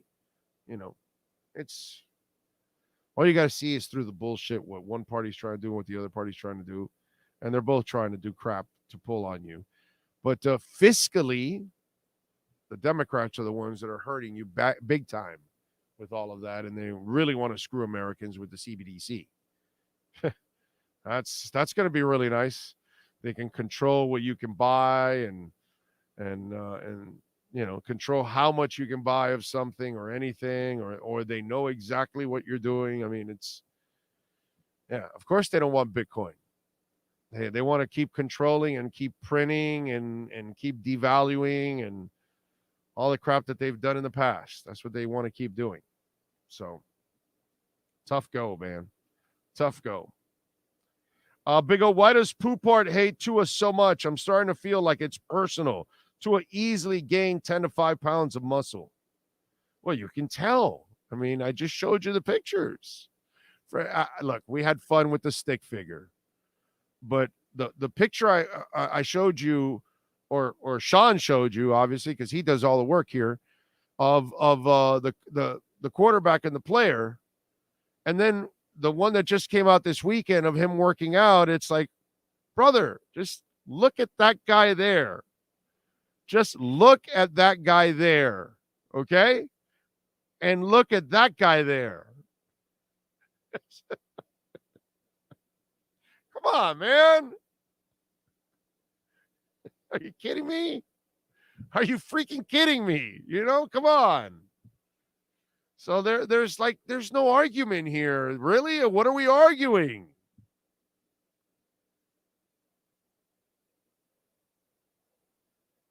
Let's see. Big O, YouTube almost conceals the like button. Once people start watching, they forget to hit the like button, which is why I hit it as soon as I click on. Well, thank you, Brian.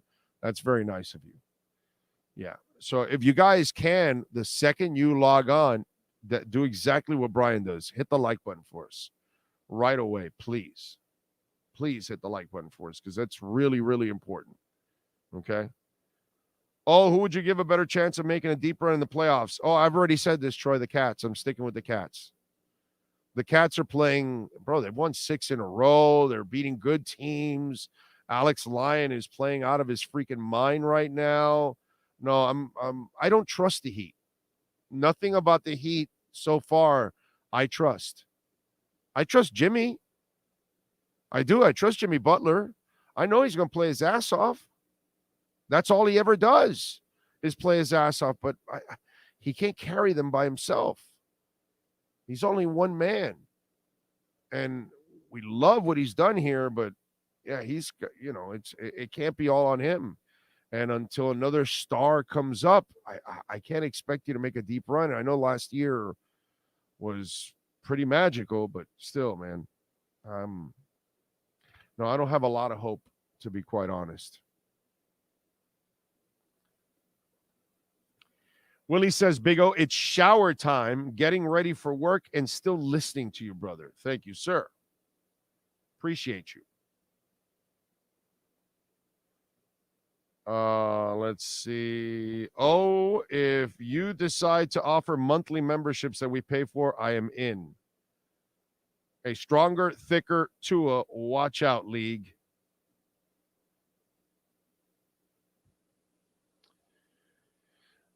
Well, there are some things that we have been talking about. We can talk EPL. Yeah, we can, but it just doesn't move the needle nearly as much. That's the problem. I tried it with Onside, and I saw the downloads, and it didn't move the needle at all. And it didn't matter if it was Whittingham talking about it. It didn't matter if uh, whoever it was talking on our station at that time. It didn't matter. It just doesn't necessarily drive. It's you know, I'd love to, but if it doesn't bring lots of views and downloads, it just doesn't. It's not worth it for me, unfortunately. And as much as I'm an Arsenal fan, and I'd love to brag about my Arsenal, I don't talk about them when they suck, and I'm not even bragging about them now when they're great. You know what I mean? Because a lot of EPL talk will just bog things down, unfortunately, because there's not enough people yet in this country for soccer sports talk. We're not there yet. We're not there yet. We need another, I think we're going to need another 10 years, 10 to 20. And then all the young people that are following soccer now will then grow up. And then they'll be the car buyers, home buyers, and have the kids and all that kind of stuff. And then I think that's when you're going to see more international soccer talk on average radio throughout the country. And I'm talking about WFAN, and I'm talking about WEI, and I'm talking about, KL, what is it? KTLA, and, from East Coast to West Coast. You'll see more of it, but we need a generational turnover yet. We need all the kids that are now growing up and playing the video games and all that to grow up and become fathers and husbands and all that. And then I think that's when we get to that point. But we're not there yet, unfortunately. Doing it from this side for the last couple of years and seeing what moves the needle, for downloads and stuff like that, at least, we're just not there yet with soccer talk. It's weird, but that's the case, unfortunately. Tua the Tank. Yeah, baby. Triple T, huh? Tua the Tank. Triple T. Big O, who would be a better matchup for the Miami Heat? Who would you would rather play, the Milwaukee Bucks or the Celtics in the playoffs if they get past this play-in game? Ricky, it doesn't matter, bro. They're losing to both. Okay? But if you want me to pick one, I'll go Milwaukee because they're going to be missing one of their big guys. And at least without Middleton, that offsets it a little bit and gives it a slight chance if you want me to go that way, but I still think Milwaukee wins. But I'll go there. Let's talk about Ted Lasso. Very interesting season going on with Ted Lasso.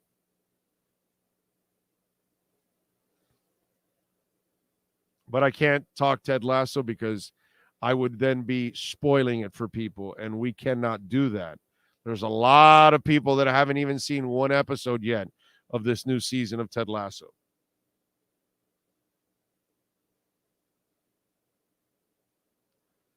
Let's see. Tua throws with his non-dominant hand, so he has his dominant arm to hip toss. Exactly. There you go. What else do we have? You guys are going Lampard talk and everything here. No spoilers, please. No, I'm not doing it, Pat. I'm not doing it. I would not do that, bro.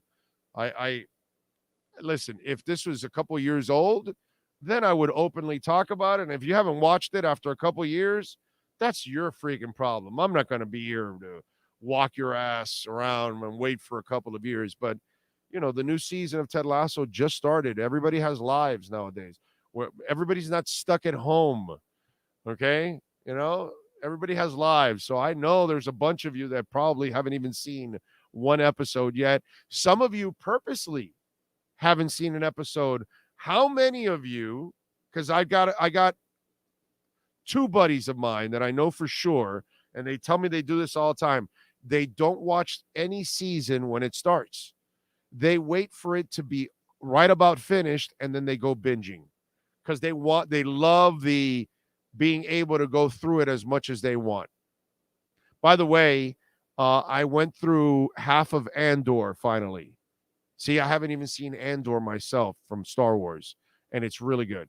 It started off slow and it picks up towards the back end of episode 2, and then episode 3 really picks up from there, and I'm really enjoying it. Andor. So yeah, I'm in the middle of it.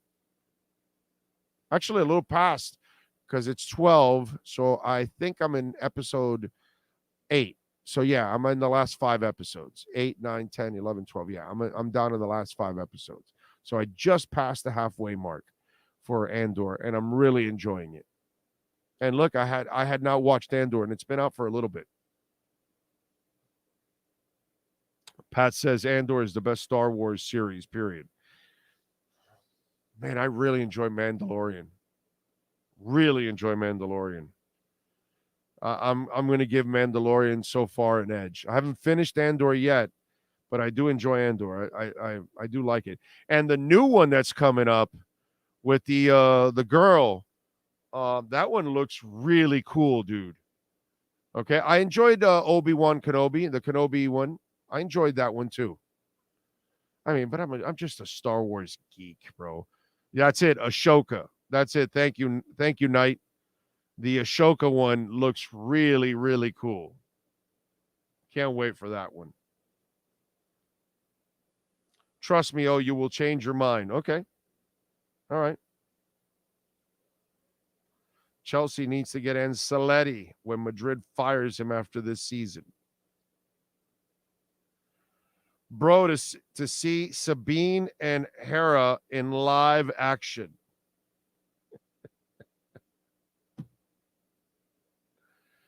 The soccer talk between Frankie and Chad.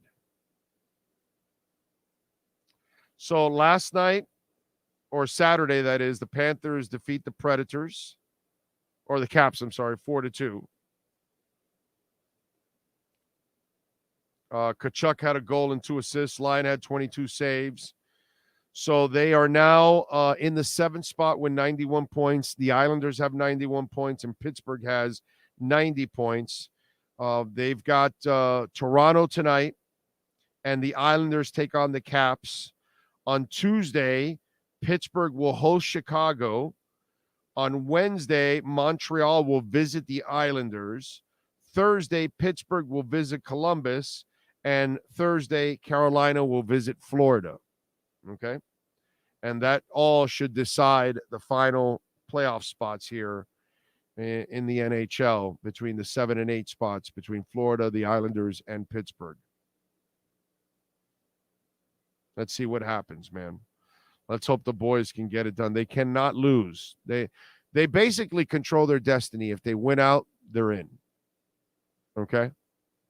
That's all they got to do. Win out, and they're in. Heat defeat the Magic last night. UD had a hell of a night, 24 points. That was cool to watch.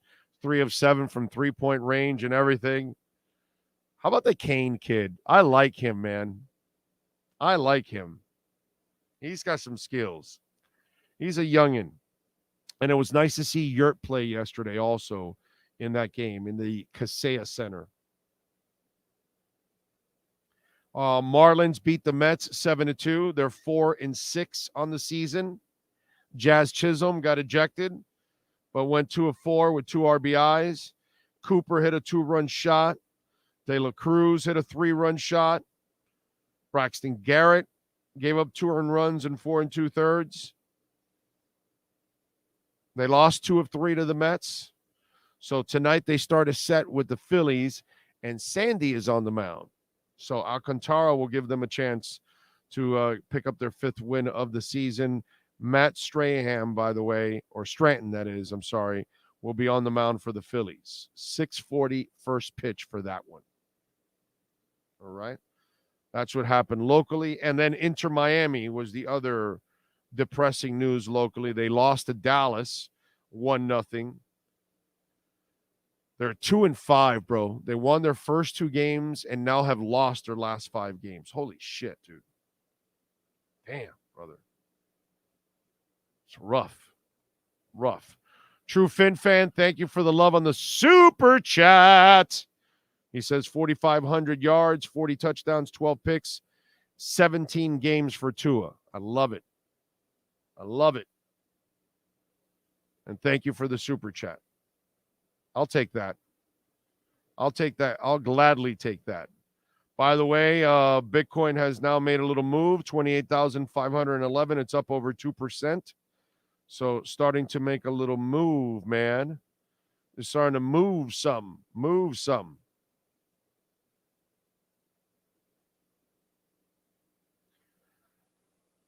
Dolphin fans have it's an interesting life we live as a Dolphins fan because we live different kinds of lives. Yeah. And what I mean by that is an older fan like myself or a fan that's a little older than me compared to a 30-year-old or a 35-year-old or a 25-year-old or a 15-year-old, it's two different types of fans, right? The younger fan doesn't know anything good. They've never seen anything good. You know, the Chad Pennington year was an aberration. It was nothing. It meant nothing because it wasn't really anything you built on. The Adam Gase year meant nothing because you didn't build on anything. The Tony Sperano year was nothing. It was a fake. You had some gimmick called the Wildcat. You threw people off base for a couple of weeks, and then they figured it out, and then your season was shit. You had enough wins to sneak into the playoffs, but they spanked you and sent you home because you're a fraud. So for, over 20 years, it's been a fraudulent situation. It was fraudulent with Jimmy Johnson, who, didn't build his teams the right way by tearing down his offenses completely and weakening, Marino. So for 25 years, you don't know anything good. It's not your fault. It's just the hand you were dealt with. You know what I'm saying? Us older fans, well, we got the younger Marino. We got the explosive Marino. We got Woodstock for 1 year. We got Greasy and an undefeated season, Super Bowl champions, all kinds of stuff, a lot of winning.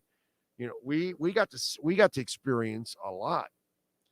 And it's funny because over the weekend, there's this obviously a young fan, because only a young fan would say something like this. An old fan says something like this and you're really stupid. A young fan, it's very understandable and very logical what they would say. And here's this guy, Tyreek MVP, and he says the fact Tua is already fifth in passing yards in Dolphin history in 34 games should show how bad a franchise we've been at QB since Marino retired. And he's right. He's right for thinking that way. He's right that his point is that, because it's correct, but he's also wrong. Okay? Because it's been a great franchise. And again, sometimes you need perspective in order to kind of look at things the right way. Okay, from 1966 to 1999, for 34 years, basically, or 33 years, whatever, you had Greasy for 14 of those years. You had Marino for 17 of those years. And in between, for one season, you had Woodstock, and you got to the Super Bowl. So for 32 of those years, which is the total of what you've got there, right? 32 of those first 34 years, you had a franchise quarterback. You were fine. You never suffered. How many teams can actually say that? Now, what team in the world, they've been around for 55 years, 56 years, whatever. What team in the world has had a franchise quarterback for 56 years? Nobody really does that. You go through a lull. You go through some bad times. And that's what it's been from 2000 to 2019. I think Tua ends that. But here's one little nugget to remember. Can you imagine if you make the Drew Brees pick and you go from Greasy to Woodstock to Marino to Brees to Tua? You would have gone through the greatest streak of quarterbacks in the history of the NFL that no NFL team would have ever been able to even accomplish that. Because you would have had a franchise quarterback practically throughout your entire existence outside of the first couple of expansion years before you got Greasy. Can you imagine? And it was there for the taking. Not one, not two. 2 times you could have had Brees. You could have drafted him instead of John Avery, and you could have traded for him. And that would have been your bridge in between Marino and Tua. Damn, dude. Damn. And it was like sitting there, hitting you in the face. Pick me, pick me, pick me. And you refused to do it. Oh, man. That would have given us the greatest streak of all time for quarterbacks. And by the way, remember, by the end of the Marino years, you were still the winningest franchise in all of pro sports. You might have stayed that with Brees. Who knows? I mean, all the coaches, or maybe Brees keeps a coach around because he's Brees. I don't know. How screwed up is that? You could have gone Greasy, Woodstock, Marino, Brees, Tua. Damn, dude. And you know what's funny? That if you get Brees, Tua, and Greasy, they're all similar quarterbacks. Marino is unlike any of those guys. Shows you, right? That the smart, accurate quarterback is the quarterback that is probably, to find a freak like Marino, it's so hard, But to find the Greasies, the Breezes, and the Tuas, it's probably more common to find the intelligent, accurate, ball placement, anticipatory type guy. All same size, same kind of quarterback, not a super athlete or anything like that. But what a run it would have been if we would have gotten Brees just to kind of add throughout this whole run.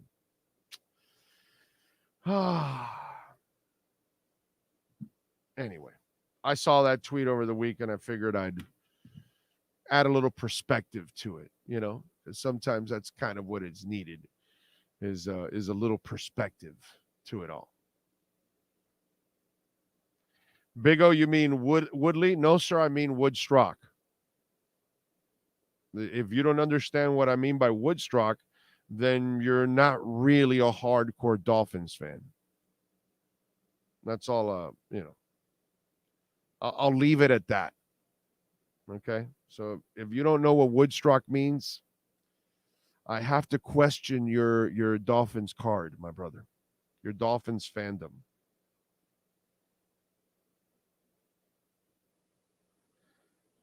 Big O, we wouldn't get Tua because we would have been winning and the pick would not be the 5th pick. Did you see Breeze's arm at the end? It was falling apart, bro. They weren't going to win a lot of games. He might have ended up with the 5th pick.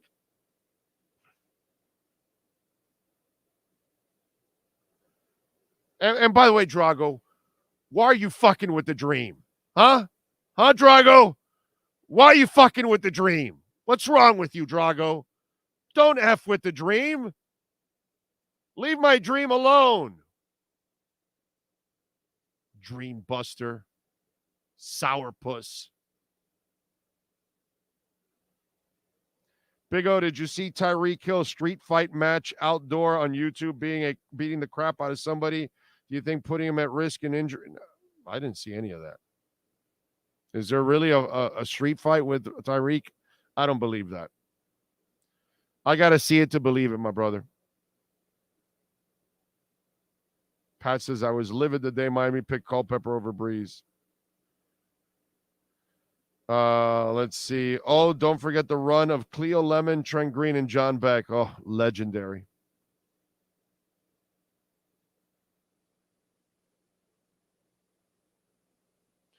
Arostano goes Woodstock era.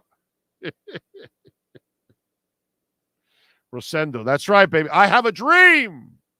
I have a dream that I'm going to go back into a time capsule and make sure that the Dolphins don't fumble 3 times against the Patriots to have a rematch against the Bears.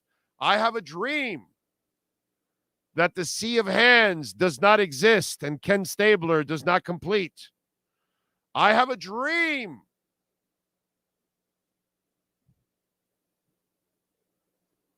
Okay? I have a dream that John Riggins would fall asleep and not make it to the Super Bowl. I have a dream that Hugh Green would not blow out his knee after you traded for him. I have a dream that you wouldn't trade Robin Senline for Anthony Carter. I have a dream that you wouldn't draft Sammy Smith or David Overstreet. I have a dream that you'd take Drew Brees over John Avery.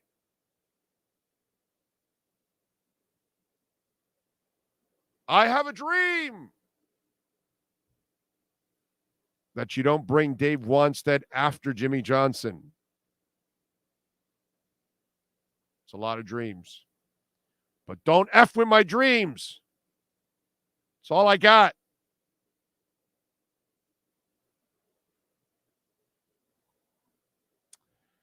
Let's see. I have a dream that the Niners don't draft Jerry Rice and we win that Super Bowl. Oh, God. Worst blown knee on TV. Well, it's got to be the guy from the Raiders, right? The Raiders too. He did get injured. The running back got injured right in the middle of a game. He twisted up that knee. But the other one was Robert Edwards on the beach in the Pro Bowl. That poor kid ruined his career for a stupid Pro Bowl game on the beach. I remember that. What was the name of the Raiders guy that his knee got? Damn, what was his name? Oh, Theismann too. Yeah, that was nasty. That was nasty. Napoleon Kaufman. There you go. Thank you, sir. No. Was it? No. I don't think it was Napoleon Kaufman.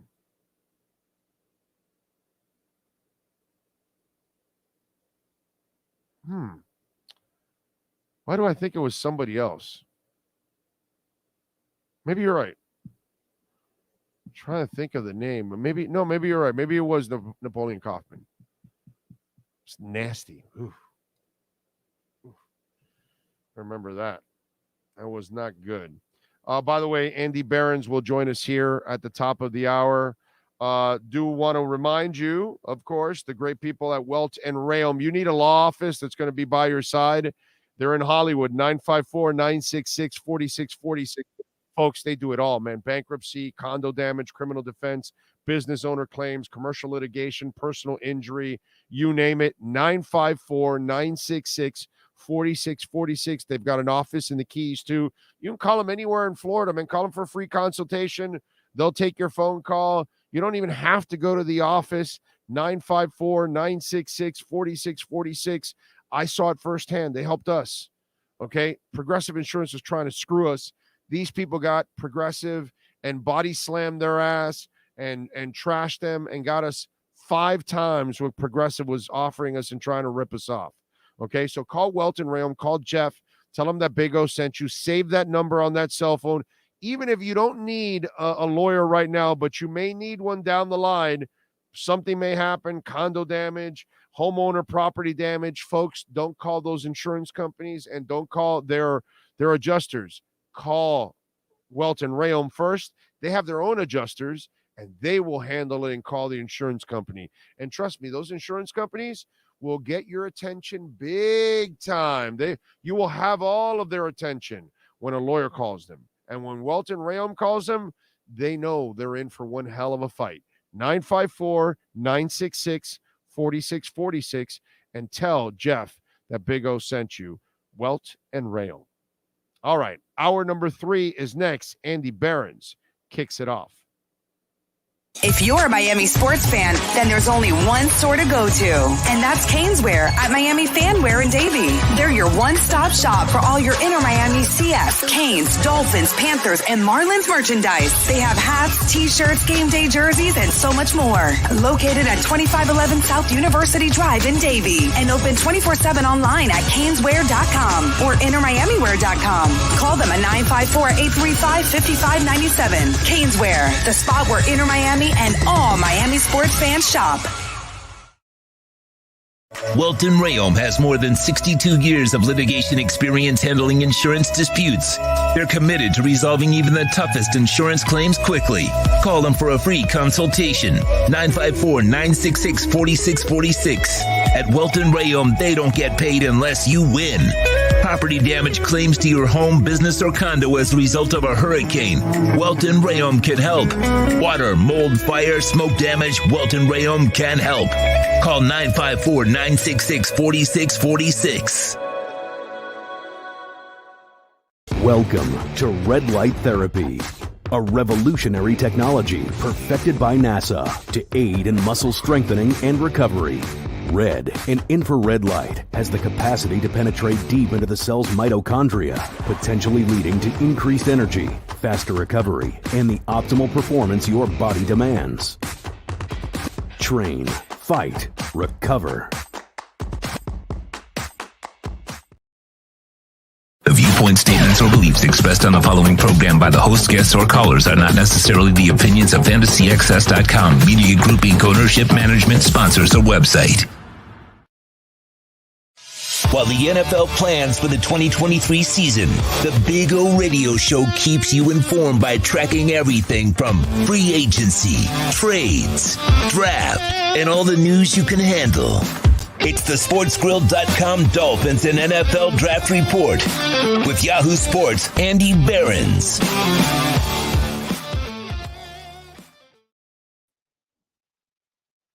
All right, there he is, locked and loaded and ready to go. How you feeling, my man? You feeling good? I'm good. It's week 2 of vacation. We are doing well over here, getting a little sun.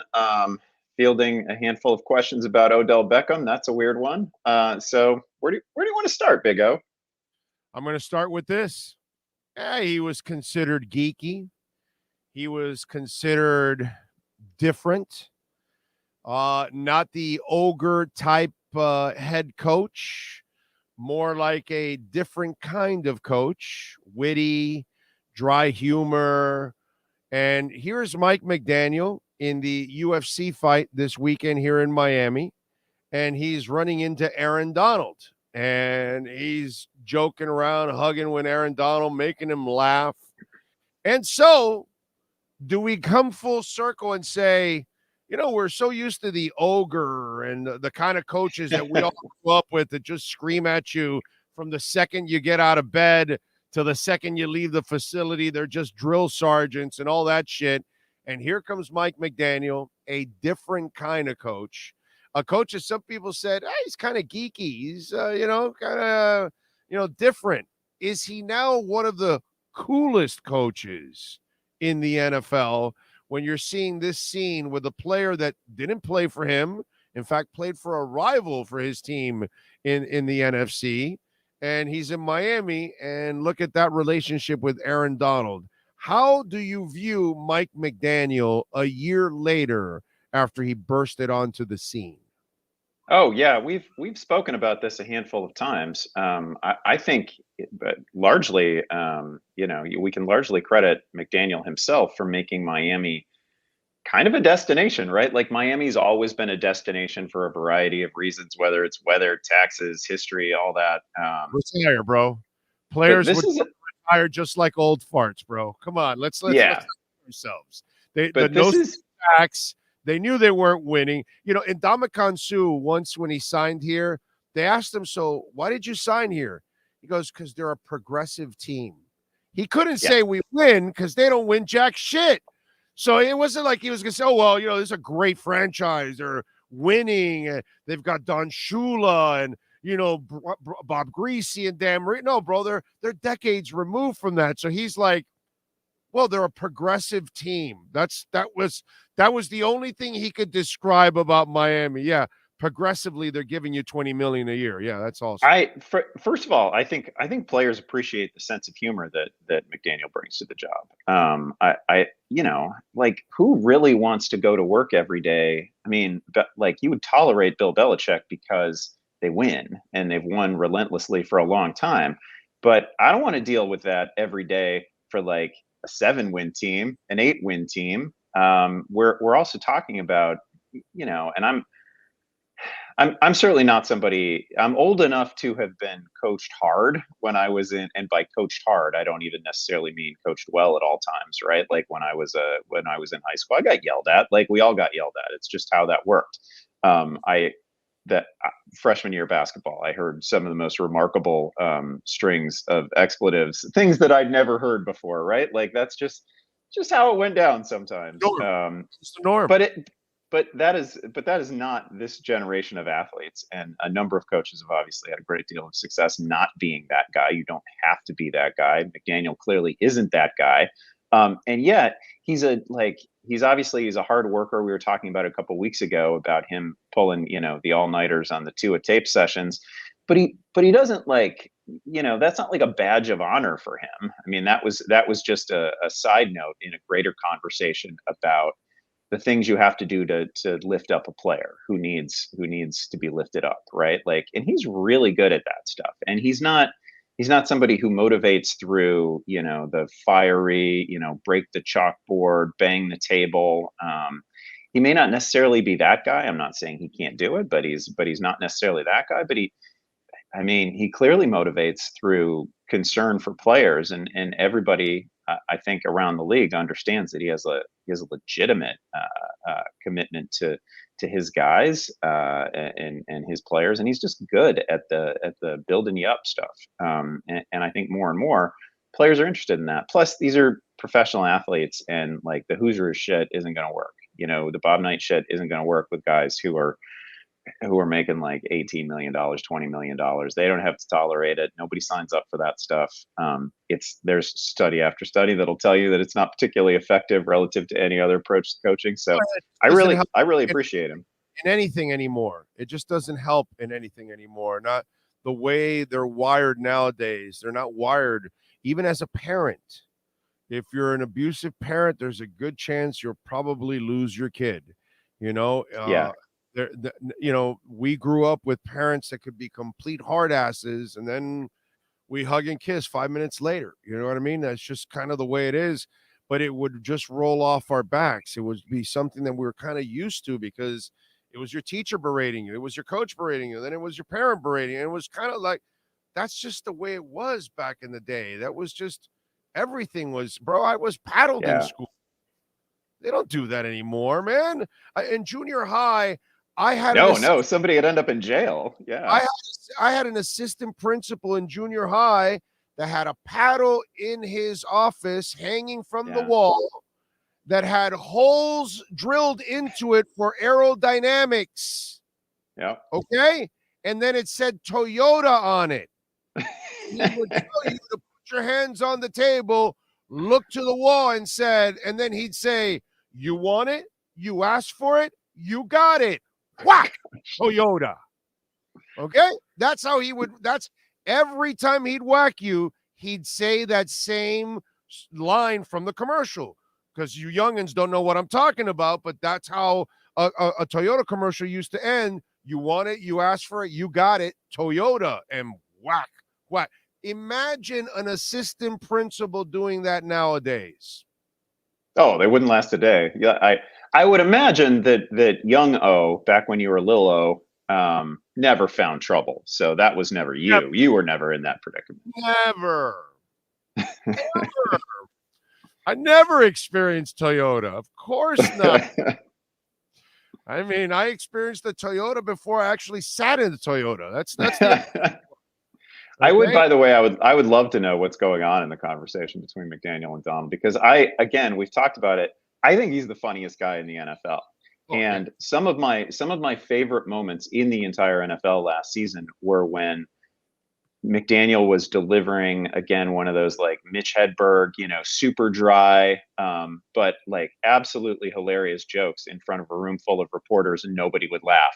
It made the whole damn thing funnier that like nobody's giggling in the background because they're not, he's not really selling the joke exactly, but he's so funny. He is just outrageously funny. I love him. Not telling Justin Fields, stop it. Okay? So good. Yeah, it's just, it doesn't get better than that. But he is amazing. All right, let's move over to Baltimore. Does it make sense what they did? Are they desperately trying to reach Lamar Jackson? Because the Jets wanted him, but they weren't willing to offer that much money, and to offer $15 million, then another $3 million in incentives. I find that to be very crazy, considering he is an unreliable human being. Right. That's my problem most of all with Odell Beckham. He cannot be relied on in any way, shape, or form. To me, him and Kyrie Irving are kind of the same ilk. You know what I'm saying? It's just, I get it, dude. I know the Lord bless them. I know they're super talented, but they're also super unreliable physically, mentally, whatever it is. How do you read into this move? Well, first of all, the pure football issue with Odell Beckham right now is that he's had 2 ACL surgeries, and there's been a lot of reporting around the notion that the first one didn't go particularly well. And then he tears the ACL again in the Super Bowl. And he was no question, he's playing well for the Rams.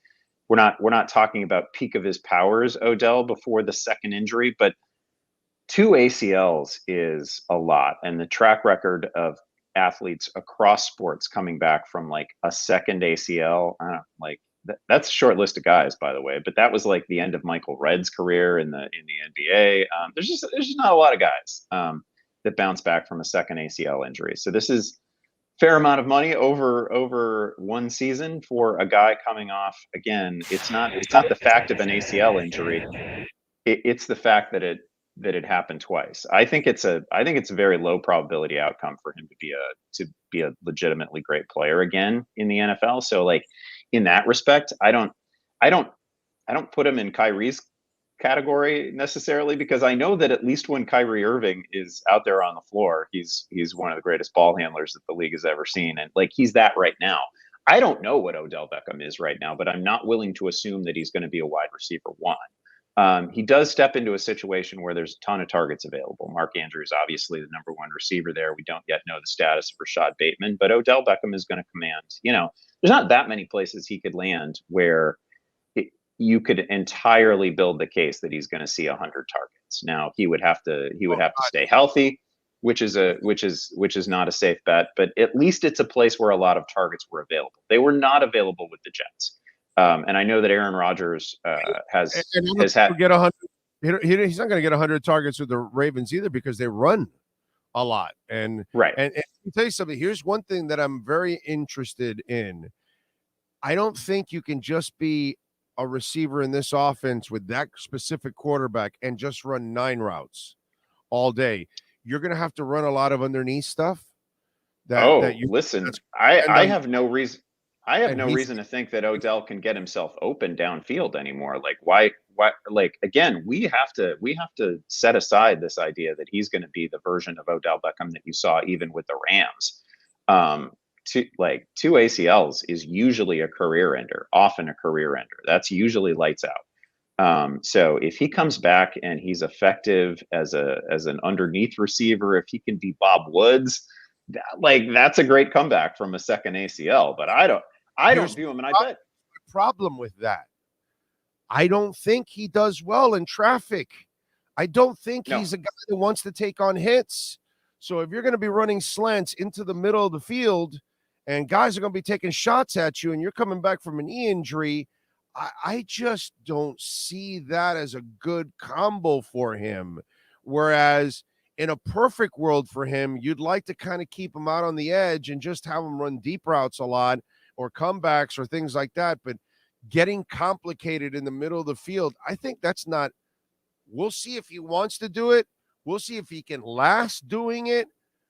We'll see if he stays comfortable doing that. We'll see if he keeps his head on straight without complaining, because he's not going to have the amount of targets that he normally has in an offense, because this is an offense that is dictated by the running and throwing to your tight end.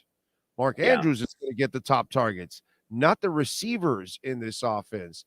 And this is why, people say, well, no, they got to get him better weapons. Yeah, but even if you get him better weapons, will he throw it to a lot to them, or will he play his game?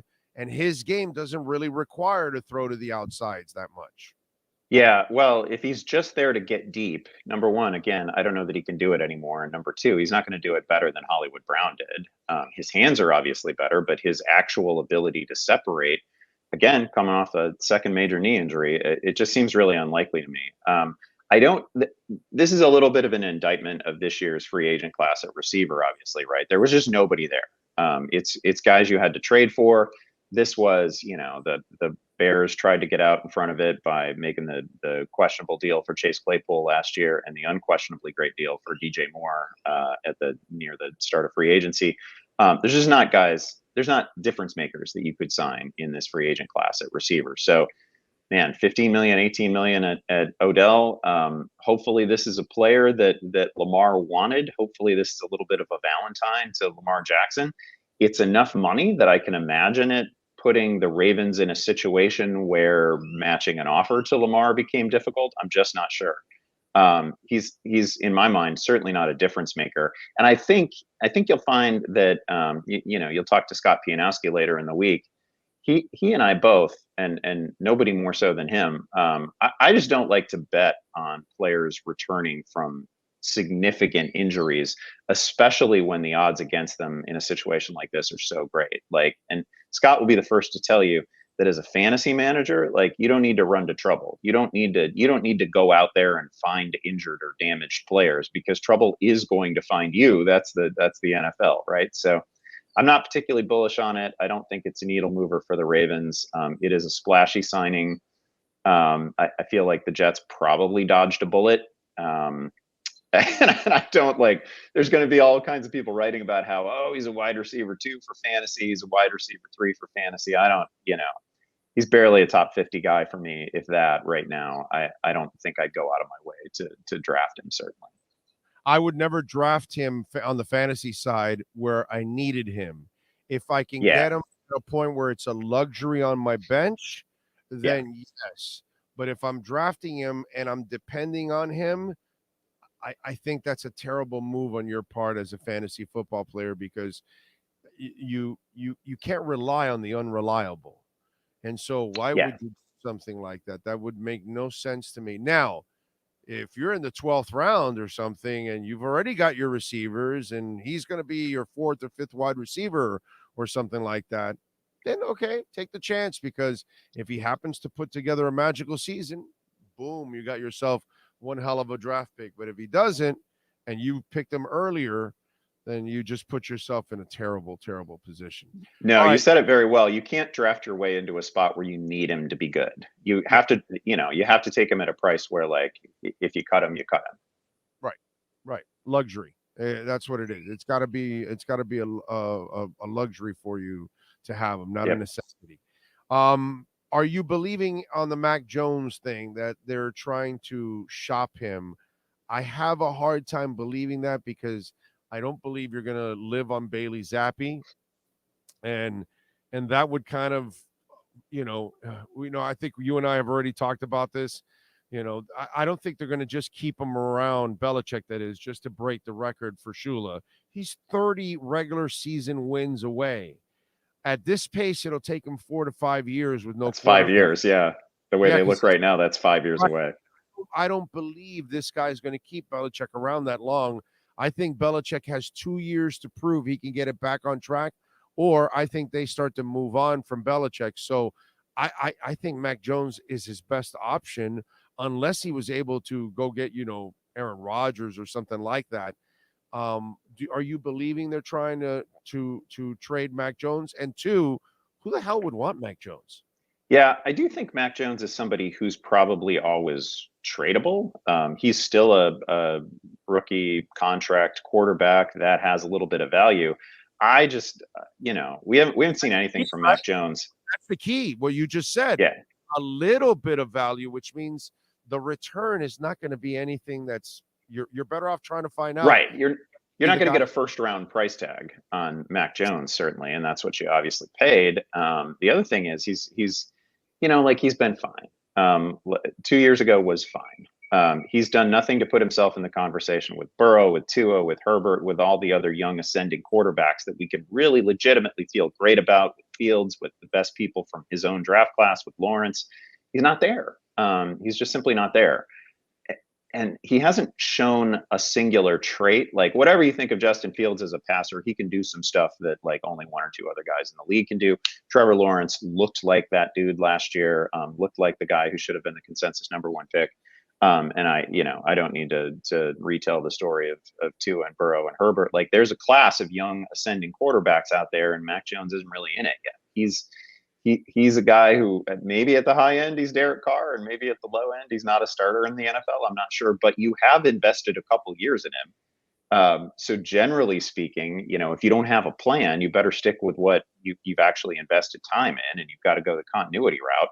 So it wouldn't surprise me if they put his name out there and said, hey, what's the potential return on Mac Jones? And if somebody gave them a particularly interesting offer, if it's, I don't know what that would be. Is that a second round pick? Because I have no idea what that is. Then maybe they consider it. Teams are always doing work on next year's quarterback class and the following year's quarterback class and the next year's quarterback class, right? So there could be somebody out there that they like. He's not, in my mind, he's just somebody who should always be available because he hasn't shown us any special traits yet.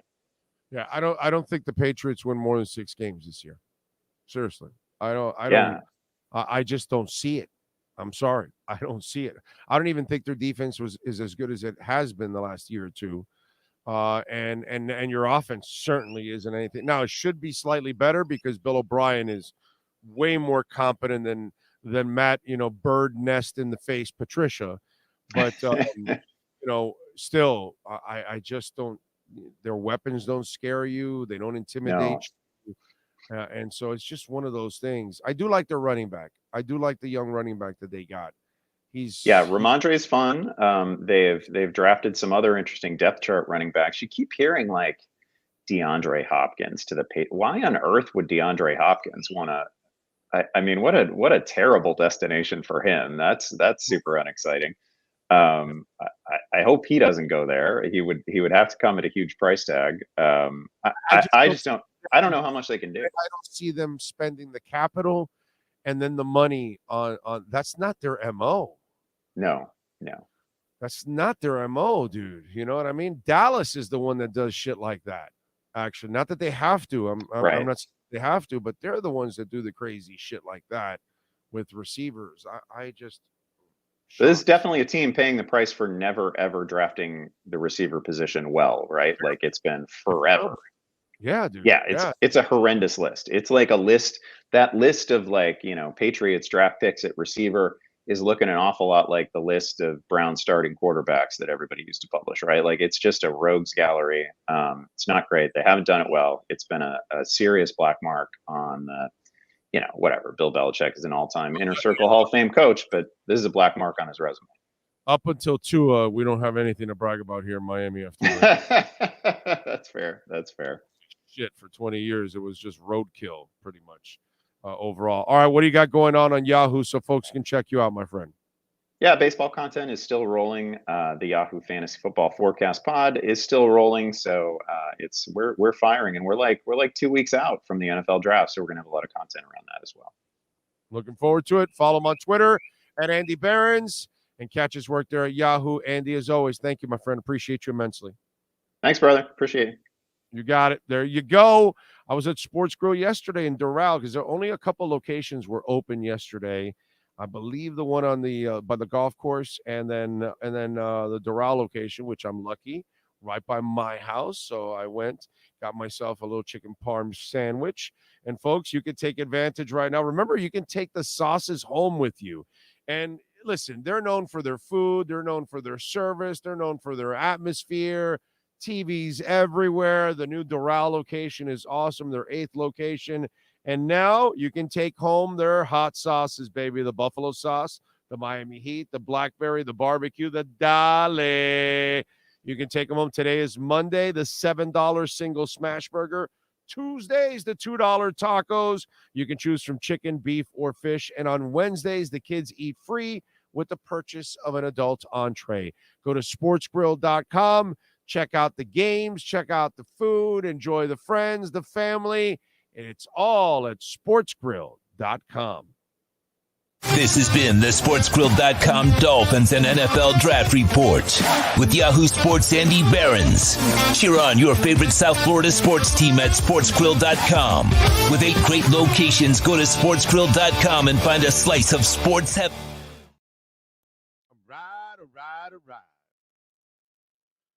All right. What do we got going on? So, we went viral. Not us, but Mike McDaniel went viral. And he went viral with this. And this is really, really cool. As UFC night here in Miami, and Mike McDaniel runs into Aaron Donald. And, there's a part of me, it's like, hey, bro, can you, get him to just, eliminate his contract and come on over? We'll put him and Wilkins on the line, and it'll be the most dominant thing you've ever seen in your entire life. But it was cool to see that moment for McDaniel. Let me take the volume out because there's no reason for the volume. But it's kind of like a full circle thing now with all of this, because some people thought, oh, this guy's kind of geeky. This guy's kind of nerdy. Is this really a head coach? And you're so used to the ogre. You're not used to people like this. And we're all realizing, right? And I think parents are realizing it. I think teachers are realizing it, and in sports, we're all realizing it too. And as you deal with young people, you see that it's different. You can't treat a kid the way we were treated. You did something stupid, your dad or uncle or brother came by and just whacked you in the head. And people would laugh or whatever, or your cousin you see, you idiot, you got smacked. And you're like, you're there, you're hurting, or you're crying, or you're embarrassed, or whatever it is, right? That whatever embarrassment or hurt, whatever you experienced at that moment in front of your friends or in front of family members or in a shopping mall or whatever, you know what I mean? All kinds of parents are different. Okay, they will unload on you privately. Some will do it publicly. Some will do it right in front of everybody else, whatever it is. And you went through that thorough embarrassment, and then you had to overcome it and get back. You can't do that nowadays. You can't have paddling. And as a football coach, those days that you're just screaming at them from the second they get on the field to the second they get off of it, and then you're walking through the locker room and you see something, you scream at them again, and then they're in the weight room and they're not doing, and you scream at them again. That shit ain't gonna work, bro. That ain't gonna work. And so everybody was thinking, oh, this guy's geeky. Oh, this guy's nerdy. Oh, does this work? Actually, that's what works. That's what works. What doesn't work anymore is the ogre. What doesn't work anymore is the drill sergeant. That doesn't work anymore. That doesn't fly in today's society. It doesn't fly in a classroom. It doesn't fly in corporate America. It doesn't fly on a football field. It doesn't fly anywhere anymore. The kind of parents, teachers, coaches I grew up with, it doesn't fly anymore. Tough love does not fly. Okay? It's more to be more like McFly. Okay?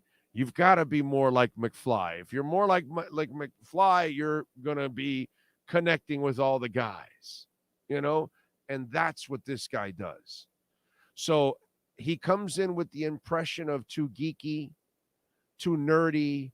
Oh, will players respond to that? Oh, wait till the shit hits the fan, this, that. And guess what? The shit hit the fan this year. And they all responded. And the shit hit the fan so much that by the time they got to the playoffs, they were so depleted, and they responded. And then you watch this weekend with Aaron Donald, and he runs into him at a UFC fight, and he's joking with him. And what we're all realizing now around the NFL is, okay, the guy we thought was weird and different, and we don't know if it's going to work, well, that's the kind of guy we need on our team. The Sean McVay types. Might be a little different than him, but kind of the same still. He's the positive reinforcement type. The Belichick, the ogre, that's not going to fly anymore, man. That's not going to fly. And so in 1 year, Mike McDaniel not just changed people's opinions, but also changed people's perceptions of what it really takes to be a coach, what it takes to be a leader in today's world. It takes more being more of a human being than an animal. Let's do it, baby. Let's talk a little football. Marcel Louis-Jacques and our Wilton Rheaume Miami Dolphins report. All rise, football fans, as the Wilton Rheaume Miami Dolphins report with Marcel Louis-Jacques is in session. Wilton Rheaume has more than 62 years of litigation experience handling insurance disputes. They are committed to resolving even the toughest insurance claims quickly. Call them for a free consultation. 954-966-4646. Here's Miami Dolphins insider Marcel Louis-Jacques. All right.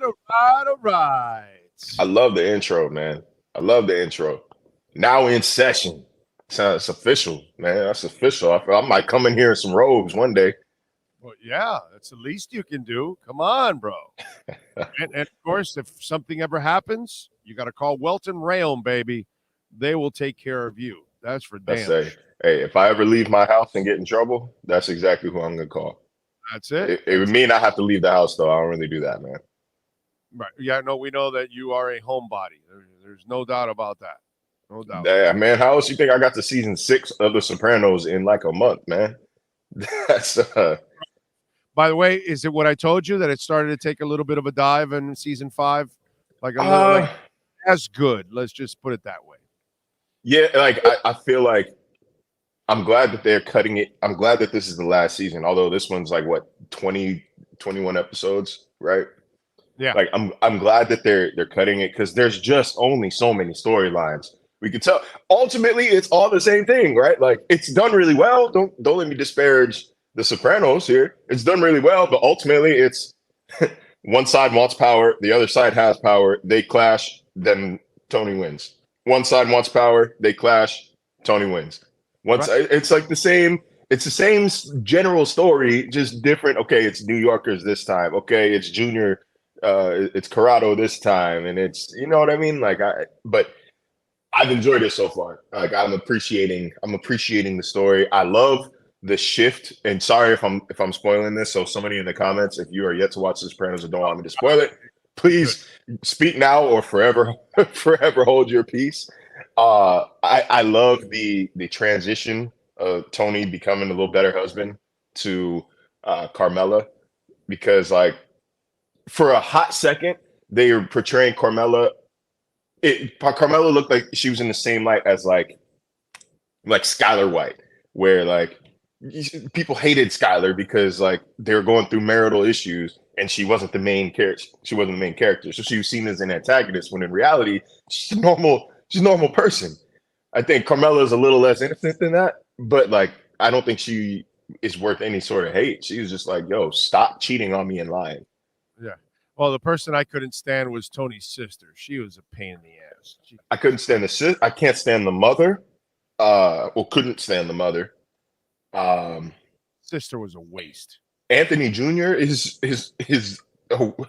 when Mela told him you are a burden for this entire family to carry. It's a horrible thing to hear from your mother, but damn, you really are. Like, make one good decision. I'm 100 episodes in. He hasn't made one good decision yet. So total waste. Yeah. But yeah, man, I'm enjoying that. Should wrap that up in the next month or so. Like I said, 20 episodes. Yeah. Good stuff, man. Sopranos is just absolutely awesome. I enjoyed the hell out of that series. All right. So I talked about this leading into our segment because obviously this kind of went viral with the UFC fight.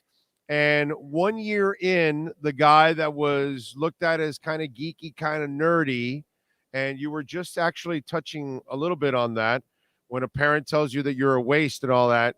You really can't be that kind of parent nowadays, okay? You know, teachers, I remember teachers that used to say to students, you're never going to amount to anything. You know, I don't think you can really be that kind of a teacher nowadays. So, you know, the Don Shula coaches and the Bill Belichick coaches and those kind of coaches are dying also. Those kind of CEOs are dying. Those kind of general managers are dying in all aspects of life. A year later, do you think Mike McDaniel has not just changed the opinion of people, but the way they perceive a coach to be? Yeah, like I know this was brought up a lot during his first season. Mike's not necessarily like the first players coach. You know what I mean? He's not the first coach to not be all doom and gloom, but I think that he's unique. I don't want to call him the first anything, but he is the first Mike McDaniel. You know what I mean? Like he's uniquely weird. He is himself. I thought the energy would have run out by November or December. You know what I mean? Like I thought, okay, we saw the grassroots campaign. Like we saw all these things start to come out about it. Like that he's this fun guy. We see all the jokes in the press conferences, but like when he has to do them 3 times a week instead of once a week, maybe as a coordinator, like he's got to stop somewhere, right? Like there's no way he can do this all year. There was not a single press conference. I went to all but maybe 2 or 3 of them. There wasn't a single press conference where he didn't bring that same kind of energy. Even in the somber press conferences, the ones after the Cincinnati game, I think that was where we saw him at his most, like I said, somber. Like he would still crack a joke, but like it was a dry joke. It wasn't like an outward gesture type deal. It was just some bit of sarcasm. Maybe that's his way of coping. That's his process. But it was impressive to see that energy last for an entire season. And I think it resonates with players like I was touching on last time I was on this show. Guys nowadays, it's no longer about the what, it's the why. Why do I want to do this for you? Not just because you're my coach, but because I know you care about me, because I know you have my best interest at heart, not just the best interest of your paycheck. You know, you're not just coaching me because you want a good team to keep your job.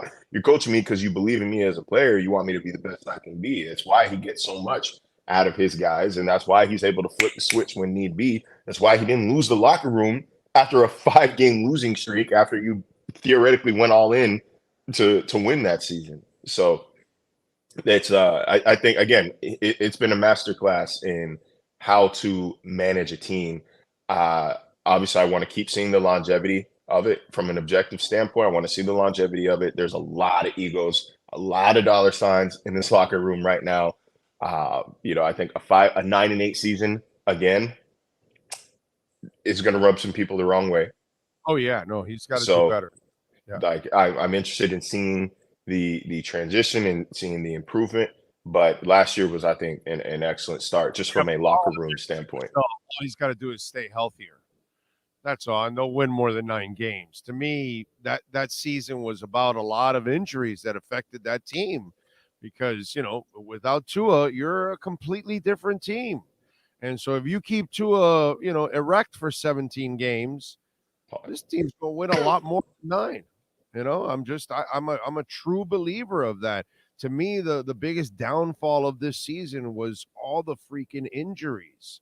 And to our initial point here of this conversation, to respond the way they did against Buffalo in the playoffs just shows you how much that guy is respected in that locker room in Mike McDaniel. And you know how special Mike McDaniel is?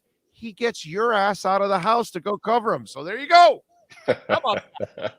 Gets me to do my job. Like that's hard to do.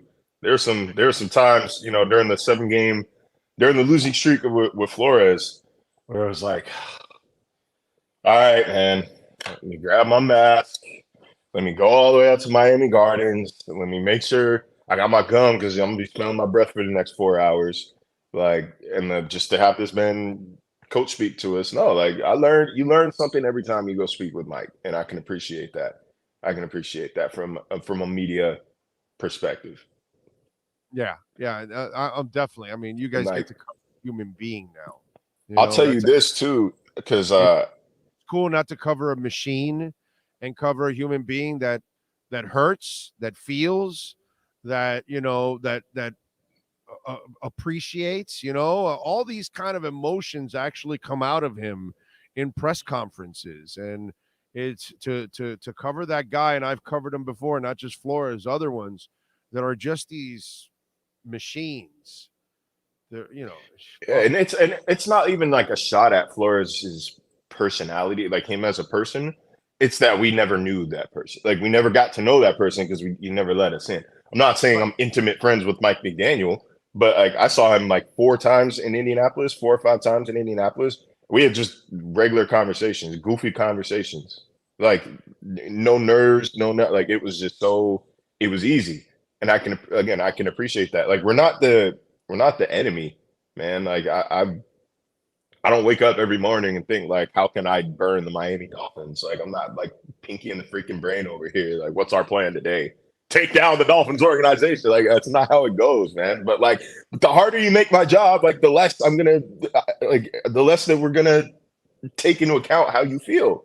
You know what I mean? Like the more difficult you are to work with, then the harder it is to have your back when the time comes. So like it's I don't want to say a game, but like it's a respect thing. And I think that McDaniel has shown us respect since he got here in February, since his opening press conference in February, and we returned to the media workroom to find like ice cream sundaes of his favorite flavors of ice cream waiting for us and a note on every single one of them. So like it's little things like that, man, where it's like, wow, I can appreciate you. And I'll tell you another thing about him from Indianapolis. I'm sure the guys who are on this show after Indy have said, but he might be the most popular person in the NFL. He might be the most popular damn person in the NFL because every conversation I had with him, I almost had to wait my turn or just like wait because, have little breaks in between because he had so many people congregate to him and just say hi, just to say this, just to say that, just to hang on to his every word. Like it is wild how the man has enough energy to go about his day other than the fact that this is really who he is. You know what I mean? Like there's just no way you can survive of that much of giving that much of yourself unless that's truly who you are. Sean, can you pull up the picture of Tua with his teammate last season? There is Tua talking to his teammate. Look at him. Look at that body. Here's Tua this weekend after looks like he's hitting the weights. Thicker neck. The lower part he was already kind of thick in the bottom. He kind of had big legs. But what stood out to me was his neck. Go back to the other, and you kind of look at his upper body too. Look at his upper body and his neck there, and then you look at the new picture, and Tua is definitely working out that body to make sure he is better prepared for the NFL season and to take some hits. Yeah, like you said, he's always been bottom heavy as respectfully as possible. The guy's had tree trunks for legs ever since I've seen him 2 years ago. Again, like I think it's just a matter of feel, of feeling, hey, this is when I can go down. This is when I can extend. This is when I can, try to break free of a tackle, or this is when maybe I just need to fall down and live to see another day. You know what I mean? Like it's as much feel as it is physical preparation, because Cam Newton is maybe the most physically imposing quarterback we have ever seen in the NFL, and Cam Newton's body fell apart. So like it doesn't really matter. Like it matters, but it's not the end all be all, being this rock of physicality, because you can get knocked out too. He was a battering ram, Cam Newton. And he can, and by the way, luckily for him, the Lord gave him the kind of body that he was able to be a battering ram for a while, because most quarterbacks can never do what Cam Newton did. Never, ever, ever do it. As big as Josh Allen is, he cannot do the way Cam played his game, that he was I have seen Josh Allen get knocked out cold. Like that was what I didn't bring it up during when Bills fans were going crazy over Tua this past year, because it just felt like a really gross thing to try to throw back at somebody. But like, I saw Josh Allen get literally knocked out cold my first year covering the Bills. It was the scariest thing I had ever seen on an NFL field until this past year, the Bengals game. He took a hit right to the helmet and he did not move. Like it can happen to anybody. That is ultimately the point. Josh Allen, 6'5", 250 pounds, got knocked out cold by a safety. It can happen to anybody, no matter the body type, no matter the preparation, the strength. That's why it's up here. Like it's almost a double entendre. It's up here. It's up here. It's a feel. It is knowing when to advance the ball, when to take a hit, when to go down. That's part of the skill of being a good NFL quarterback, is knowing how to avoid that kind of contact. One of those wicked, like dirty shots, because he has that Shaq LeBron disease that when you're too big for the sport at times, referees like tend to allow like you to take bigger shots because you're so big and strong, or Derrick Henry. If you're one of those kind of athletes, no matter what sport it is, you'll notice that the referees will call you a little different than everybody else. Like Shaq will get hammered and he'll still lay it up, but they won't call the foul because he's so much stronger than everybody. The referee thinks he's got an advantage. Cam had that for a little while too, where Cam took some unnecessary dirty shots from defenders while he was told him. They would not call a dirty shot. It would not call a penalty. And why? Because he's such a freakish athlete that they didn't treat big hits on him the same way a hit would go to Drew Brees or Tom Brady or somebody, smaller than him. It's really weird when there's really big freakish athletes. The referees tend to, swallow the whistle a lot more for those kind of people, and they end up taking more of a beating. I think a ref actually told Cam Newton, like, you're not a big enough star to get that call, or you haven't been around long enough to get that call, or something like that. Like he was ignorant. The league did not like Cam Newton. We could have an entire session about this, because I had, when I was a reporter in Lake Havasu, Arizona, I had an entire column about why the league doesn't like Cam Newton. They didn't like Cam Newton because he wasn't he wasn't a clean-cut quarterback. If he was starting his career today, I think Cam Newton would be a lot more accepted than when he entered the league 12 years ago. Because 12 years ago, it was shirt and tie, yes, sir, no, sir. Yeah, we tried absolutely hard. And like, it was boring. And he wasn't boring. He was himself. He's dancing after every touchdown. The league they didn't like that. That's not what they want the face of the franchise to be. And so therefore he wasn't protected by the league. Like, he wasn't protected by any rules, and he wasn't protected by his damn team. They did such a poor job of roster construction around him, man. I still follow some Panthers accounts, right? One blog said, name 4 wide receivers in Panthers history that were better than Ted Ginn Jr. And I had to Steve Smith, Musa Muhammad, DJ Moore. Good. Well, now DJ Moore, yeah, okay. And then I think the 4th spot's up for grabs. How insane is that? How insane that there are only 3 clear-cut, top of your head, don't even have to think about it, receivers in franchise history better than Ted Ginn Jr. Yeah, if he would have stayed healthy, Patrick Jeffers would have been that guy. And then you don't even not know just that, I don't even know what you're talking about. So sure, if you say so. But I think Patrick Jeffers suffered a knee injury, and he was a good receiver. He was coming off one hell of a season. I'm looking up his stats right now. Okay, check this out. I'm gonna just read it off really quick. It's almost unfair if you think about it. It's almost unfair to list. Listen to this. Drafted by Denver, barely played for them.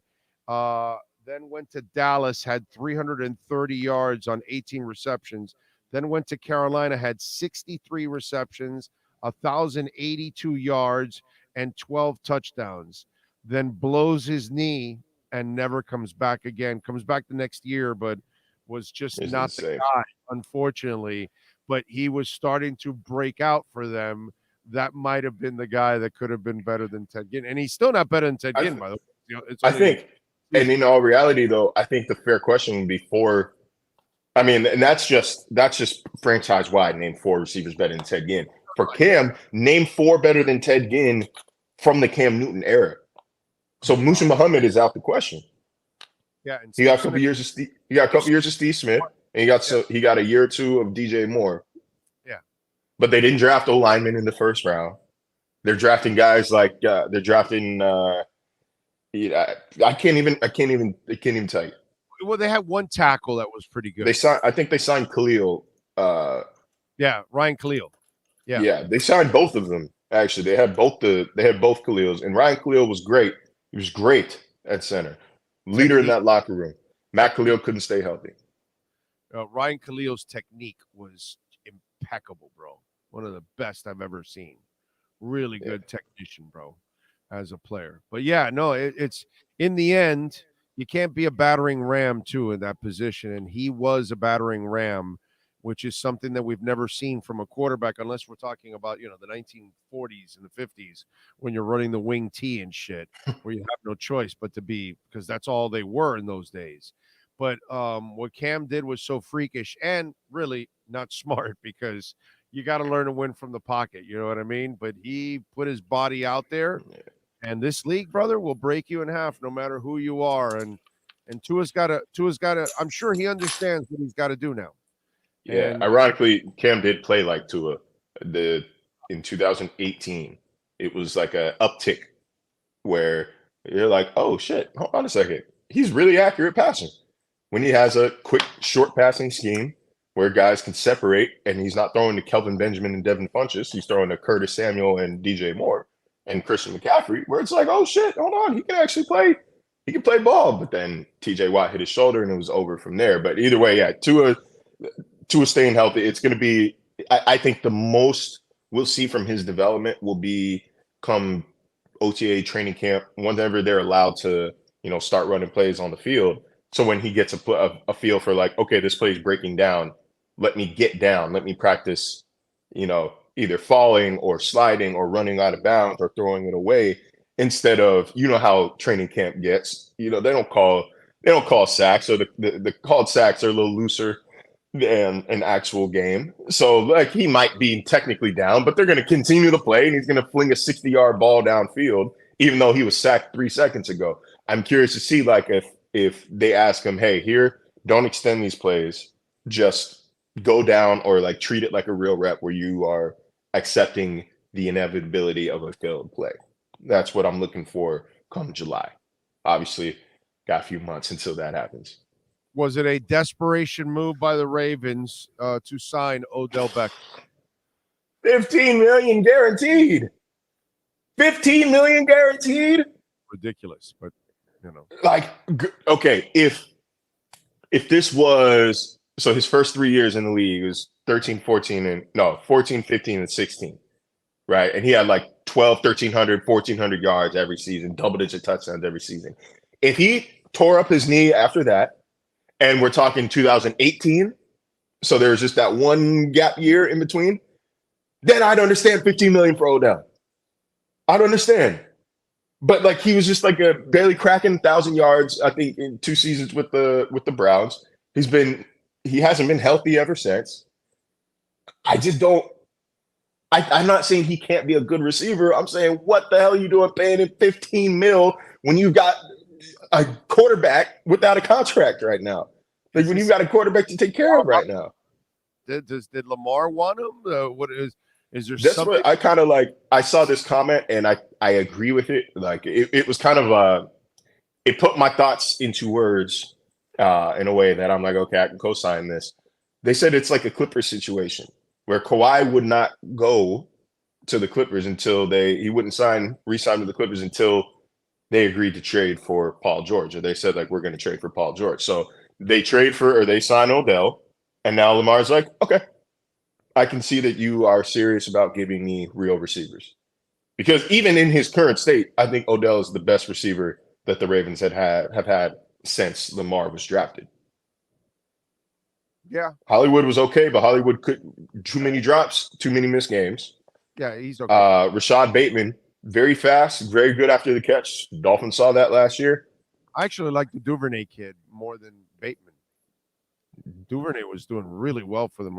Duvernay at one stretch was their MVP. I like Duvernay. Again, doesn't stay healthy. Even Boykin was okay for like his rookie season and then has fallen off a cliff. So there's no, for an organization that's kind of like, that's seen a lot of success over the past decade, they don't draft receivers well. Yeah, Andrews is the only elite guy he has as a receiver. Mm-hmm. Only. That's it. Damn, he is elite, man. He is in Kelsey Kittle territory, right behind those guys. I put him right in front of Darren Waller. We had that conversation last week. We were trying to the whole Darren Waller situation that Miami could have traded for Darren Waller and all of that. And I was thinking, well, Darren's probably top. Yeah, that's fair. You mentioned Mark Andrews, and I was like, yeah, I put Andrews ahead of Darren Waller, actually. Yeah. And I neck and neck with Kittle because I think they both have some injury concerns. I think Kittle's a better after the catch. Well, and he's a much better blocker too. Kittle, I think he's a dominant, not a blocker. He's probably right behind. He's probably right behind Kittle. He blocks like Gronk and Mark Bavaro, some of the guys that I've seen in this league that are elite receivers and could also handle a D lineman. Like Kittle can handle a D lineman, bro. Like I've seen Gronk throw D linemen to the ground. That I haven't seen, but he can get him off, man, and make sure he gets nowhere near the quarterback. I'm impressed with Kittle's blocking, bro. His blocking is top. Yeah, I think he's been banged up past few years, but he's still probably the number 2 tight end in the NFL right now. Yeah, good stuff. All right, my brother. Appreciate you. What do you got going on ESPN so folks can check you out this week? We're actually headed to I'm headed to my barber right after this to make sure I'm okay, and then headed to Tua's Foundation Luau tonight. And it's the first time that we get to talk to him since Christmas. Okay. So hopefully we'll have an update on how he looks, how he's doing there. I can tell you just how fit I guess he looks, just how much muscle mass he's put on. Haven't seen him in person again since Christmas Day. A lot of progress. Do you remember how he looked like when he got here? Sean, show Marcel what Tua looked like when he first got here. I mean, look, fresh off the hip injury and everything. All right. All right, all right. Those legs aren't big enough, man. So I'm telling Respect you, him. atrophy was setting in and everything on the poor guy. I mean, Jesus Christ. Well, he's worked his ass off, bro. I mean, it's impressive. All right, Marcel, much love. We'll catch up on Thursday. Definitely, man. Take it easy. You got it. There you go. Marcel Louis Jacques. Follow him on Twitter, by the way, at Marcel_LJ. And he is set now. It's Monday, Thursdays, okay? Because last week we were a little off. He did a Wednesday and a Friday, but he had kind of like a vacation in the middle of it all, and so we accommodated. But normally it'll be Mondays and Thursdays now at 12:30 for Marcel Louis Jacques and our Wilton Rheaume Miami Dolphins report. This has been another session of the Wilton Rheaume Miami Dolphins Report with Marcel Louis Jacques. At Wilton Rheaume, they don't get paid unless you win. They handle complex personal injury claims caused by the fault of another in both state and federal courts. They handle auto, trucking, motorcycle slip and fall, and bicycle accidents. Call 954-966-4646. Wilton Rheaume can help. All right. Let's see, what else do we have going on? Do want to remind you, Red Recover, proud sponsor of our show. You know, I tell you all the time, as you know, I've been growing all my hair back here. It's worked out fantastic. I tell you all the time about the hats. Red Recover, there's a red light therapy, baby. And there's my Red Recover hat. See, very simple. You put it on, 15 minutes. There's the battery. It's rechargeable, super simple. And so I put it on 15 minutes a day, help my hair grow back. And it's actually made also my hair fuller all over the place too.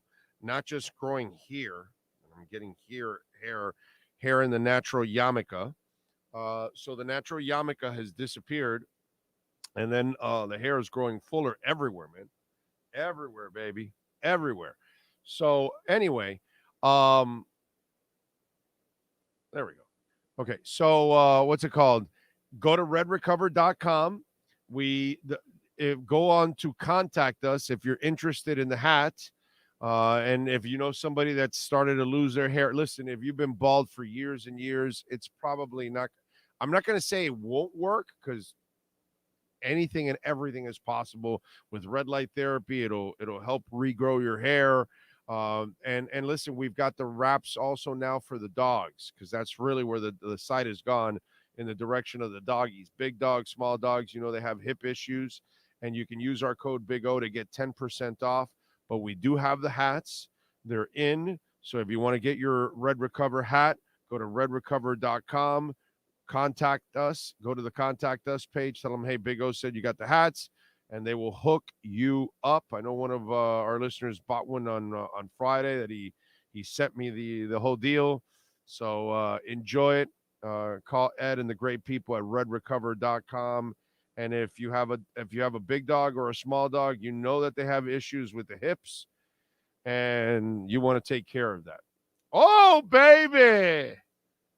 Bitcoin's over 29,000 again. You knew it was coming. You knew it.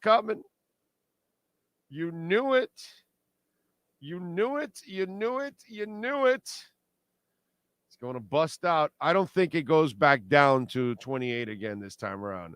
I think this is the week where it takes off and it goes into the 30, 31, 32 range.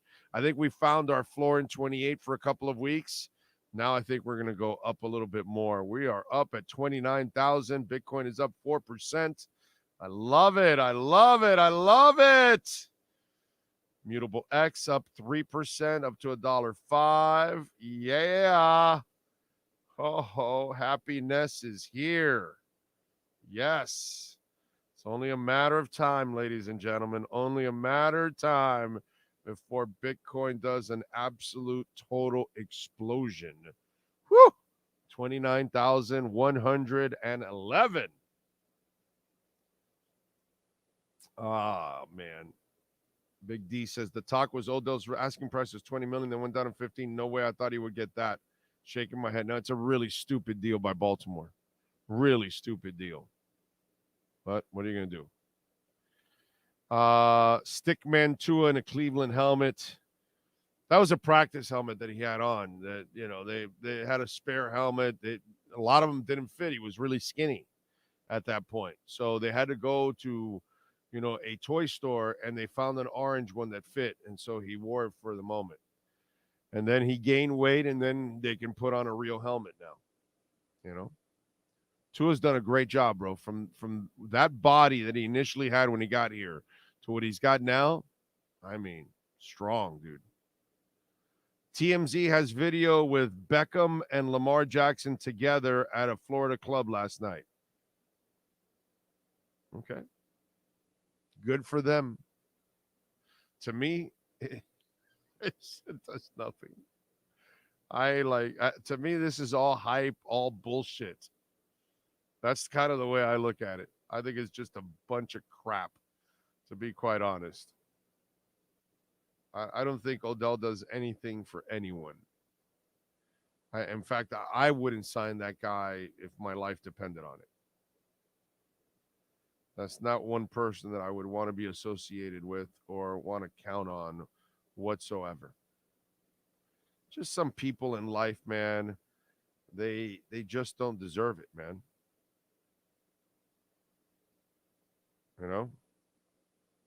They just don't deserve it.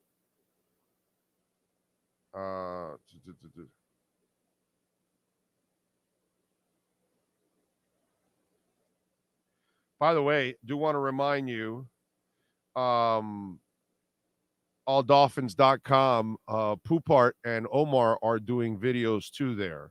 They are doing podcasts. So make sure you support the guys there too, doing their podcasts. All right. Very important to support them, just like supporting us. And don't forget to hit the hell out of the like button, please. Very important you smash the like button. Very important you subscribe. All of those things. Okay? It's nice to see Bitcoin pumping, baby. It was a matter of time. It was a matter of time before it took off. It doesn't hold that long like that, and then, bad news comes. By the way, Israel Adesanya. Well, that was one hell of a knockout of Pereira, getting that what's that called? The revenge from a few years back. And then the best part was Adesanya then went after Pereira's kid, because Pereira's kid came into the octagon when Pereira knocked Adesanya out a few years back, and the kid started to act like Adesanya knocked out and fell back on the floor. So Adesanya did the arrow thing on Pereira, and then he walked over to where the kid was sitting, and he looked at the kid and then did the flopping over. And I thought that was funny as hell too, because the kid is, what is it, like 6 years older, 5 years older now, but at this point. So he's, very conscious of what's going on. And I thought that was pretty intriguing. That was cool. And obviously, Miami's own ended up losing, unfortunately, for him. Whatever. And we'll forget about his stupid comments after, but that's a whole other topic that I can get into after that. But anyway, the Adesanya stuff was funny. I gotta say, that was actually pretty cool to see. Hell of a knockout, and then hell of a response after that. I thought that was pretty awesome, I gotta say. Rock history today, April 10th. So what happened today in rock history on April 10th? Well, we've got a couple of things to share with you in rock history, besides the fact that we ended up getting our Cure tickets on Friday. So I am headed out to Atlanta. We'll be there in June 26, 27, 28, and 29 in Atlanta. I'll be there for the 27th and the 28th to see the Cure. So just in case, if we have listeners in Atlanta, love to hook up with you out there. But on this date in 92, Axl Rose left town before a Chicago sheriff could arrest him for allegedly starting a riot in St. Louis. Guns N' Roses show in the summer of 91 because the singer fled. The band canceled their gigs in the Windy City and Detroit. In 94, 10,000 people gathered outside for a vigil in Seattle for late Nirvana singer Kurt Cobain. There, his widow, Courtney Love, thanked the fans for their support and tearfully read from Cobain's suicide note. That woman is a waste. In 1970, on this date, Doors keyboardist Ray Manzarek dragged singer Jim Morrison off the stage during a gig in Boston after the rocker asked the audience, "Would you like to see my genitals?" Theater management turned off the power, fearing a repeat of the incident a year earlier where Jim was arrested for lewd and lascivious behavior during a show in Miami where he did show off his phallus. What are you going to do?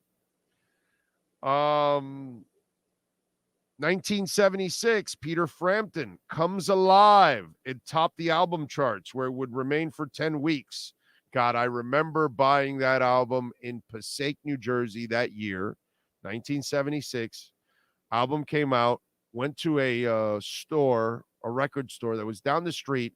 My cousins lived on Broadway. They lived right next to Lincoln number 5 was the high school. So for those of you that live in Passaic, New Jersey, off of Broadway, where Lincoln number 5 was at, okay, that's where my cousins lived. And then I remember down the street, about a mile and a half down, was a strip, like, you know, where there were stores and record stores.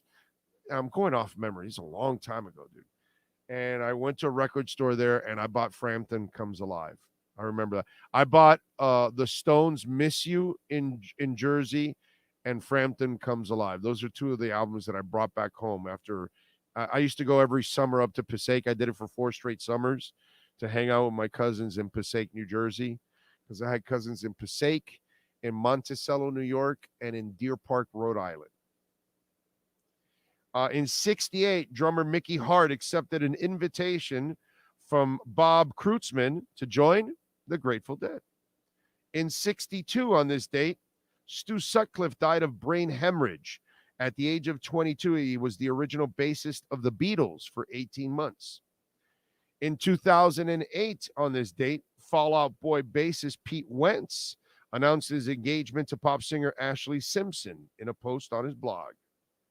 These are the things that happened today in rock history. There you go.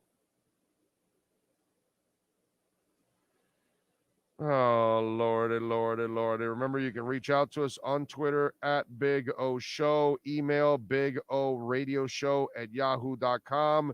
You can also make a donation through Cash App or Venmo at Cash Big O Show. That is Cash Big O Show, Cash App or Venmo. Appreciate all of you, as always, keeping it locked here on the program. Speaking of rock, I am waiting for Ace Frehley to dish the dirt on Kiss. He said he was going to do it. I'm waiting. When's it going to happen, man? Big O, I remember when I played Pee-wee football as a kid, and if we messed up in practice, he disciplined us by punching or kicking you in the chest, but you can't do that with today's kids. Hell no, dude. Devin, you get arrested for that shit. Parents will want to fight with you, all that kind of stuff. You put a hand on my child, all that kind of stuff. Yeah. You know, it's funny. You know how we grew up? This is how we grew up, kids. Okay. When we got spanked at school, okay, we then got our asses kicked at home for getting spanked in school. They didn't say, how dare they raise their hands? How dare they hit you? Well, what kind of discipline is that? You mean you hit my kid? None of that ever crossed their minds. Okay? Old school parents were, really? Wah, what'd you do? Huh? Wah. You were hit 2 or 3 times before you got a shot to explain what you did. Okay? That's the world we came from. I'm just saying.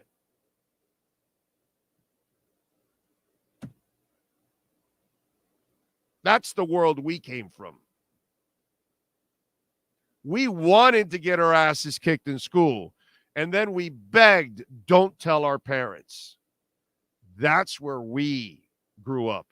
We didn't give a shit that the principal or assistant principal or whoever it was paddling.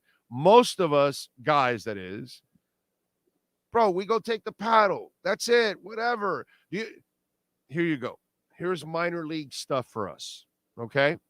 You know how in the rap world they have this bullshit street cred, right? And some of these rappers actually like to commit crimes or whatever because it's street cred for them and all that kind of shit. Well, that's how it was for us in school. You got paddled, you got street cred. Not that kind of street cred, but school cred. Okay? Ooh, you got paddled? Yeah, it was nothing, whatever. Now, if you got paddled and you walked out of there and you didn't cry, ooh, super street cred. Super school cred, I'm sorry. Not street cred. School cred. Right? You didn't mind. You're the big shot. You got paddled. Whatever, yeah. Pussy. He didn't do anything to me. Your ass is on fire, but you're telling everybody else, didn't hurt.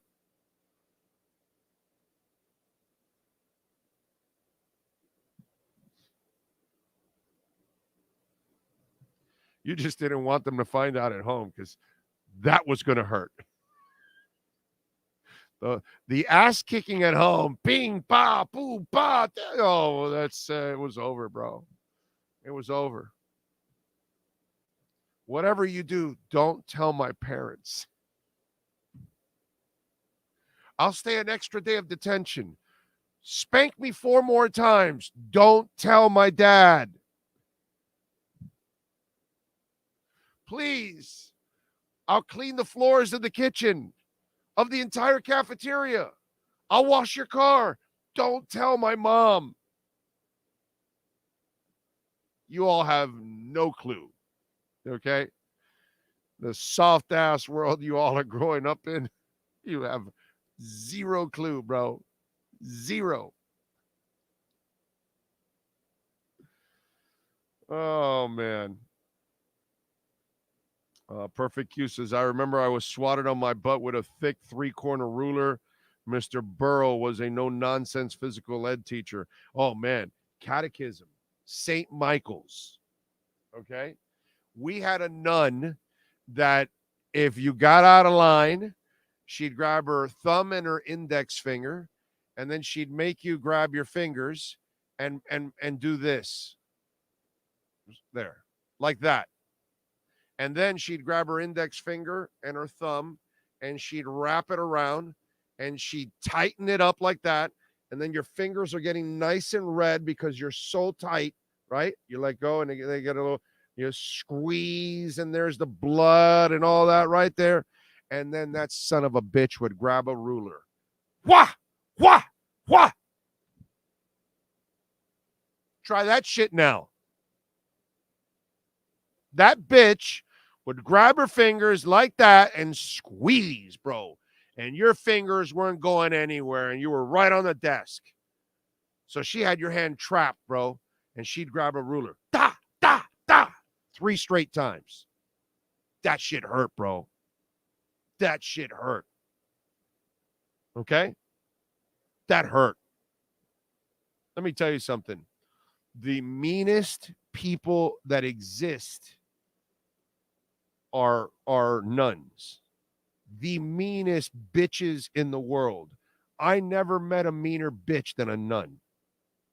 Okay? Let's just be honest here. Teachers could be bad. Nuns are ruthless, bro. Ruthless. Grab you by the hair, the ears, whatever. Oh my God, those people were brutal, man. You kids don't know shit.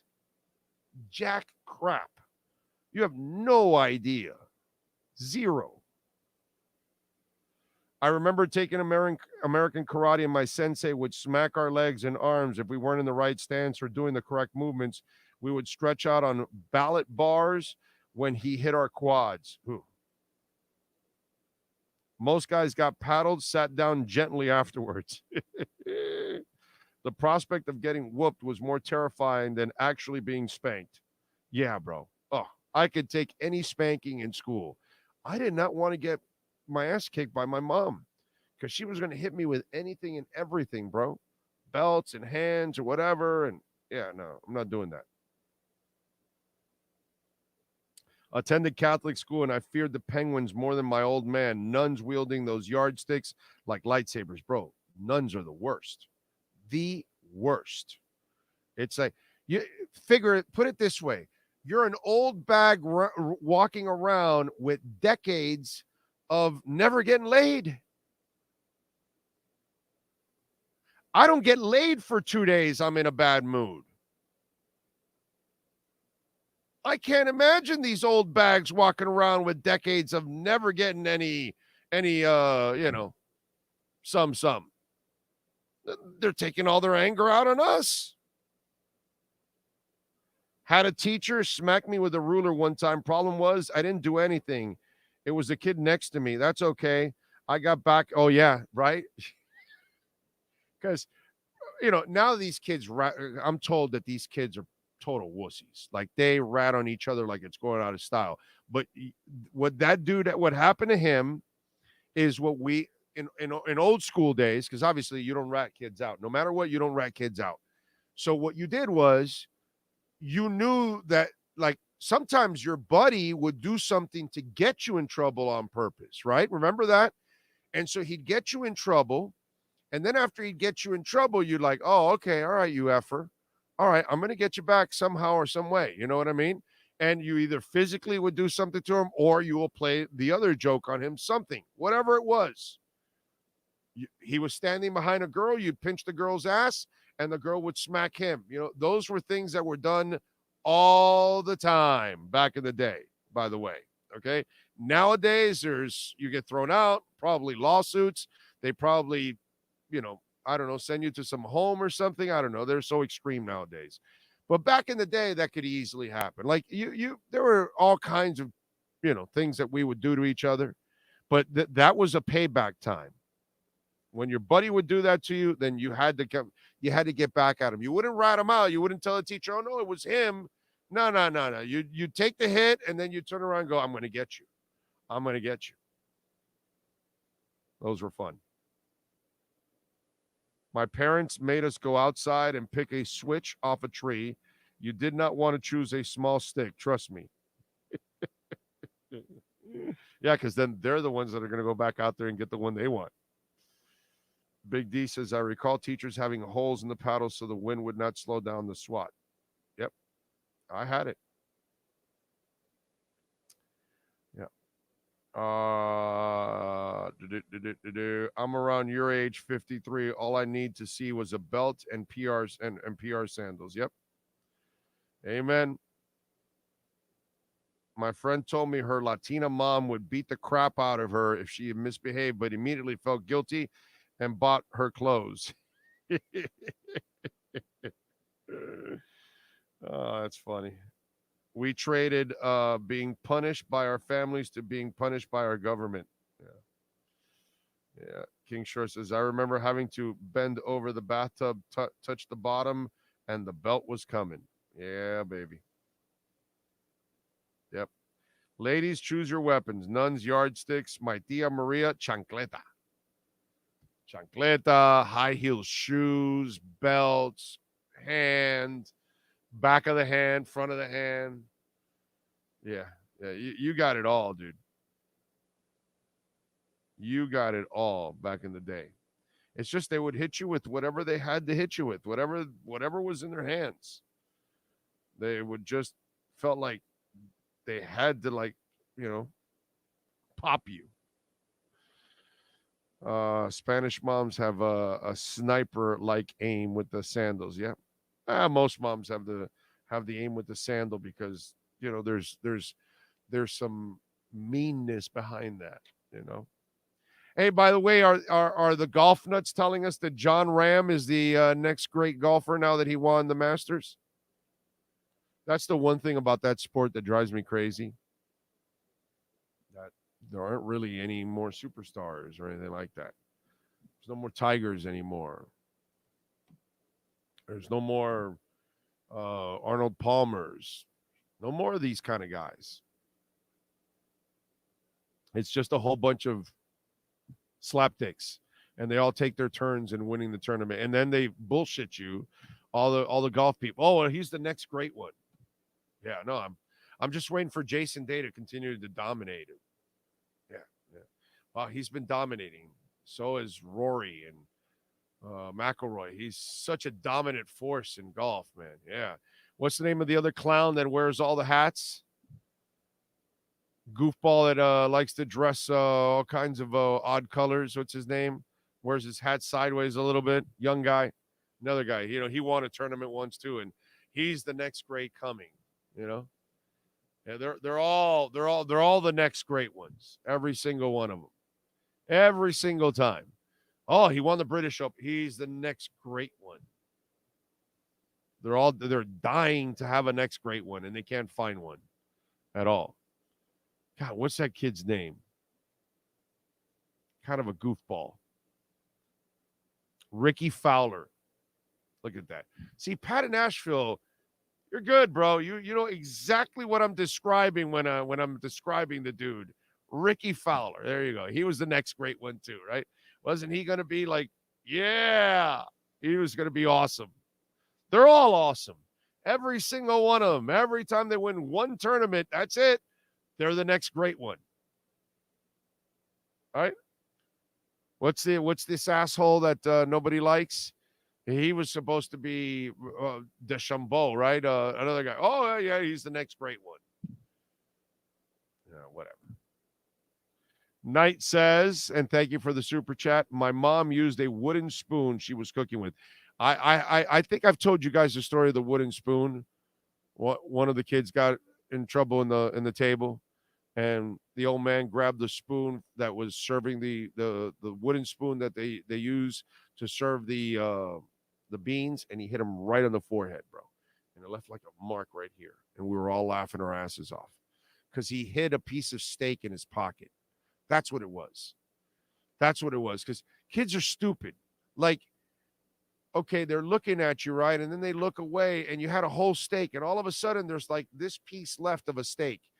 And it was this big, the steak, the palomilla, you know? And it's like, what happened to your steak? I just saw you had a steak. No, I ate it. And, you know, kids think that parents are stupid. And you're like a 9-year-old or 10-year-old, and you're telling your dad, no, I ate the steak. No, you didn't. I just saw you had practically the whole steak. Where is it? And sure enough, you had it in his pocket.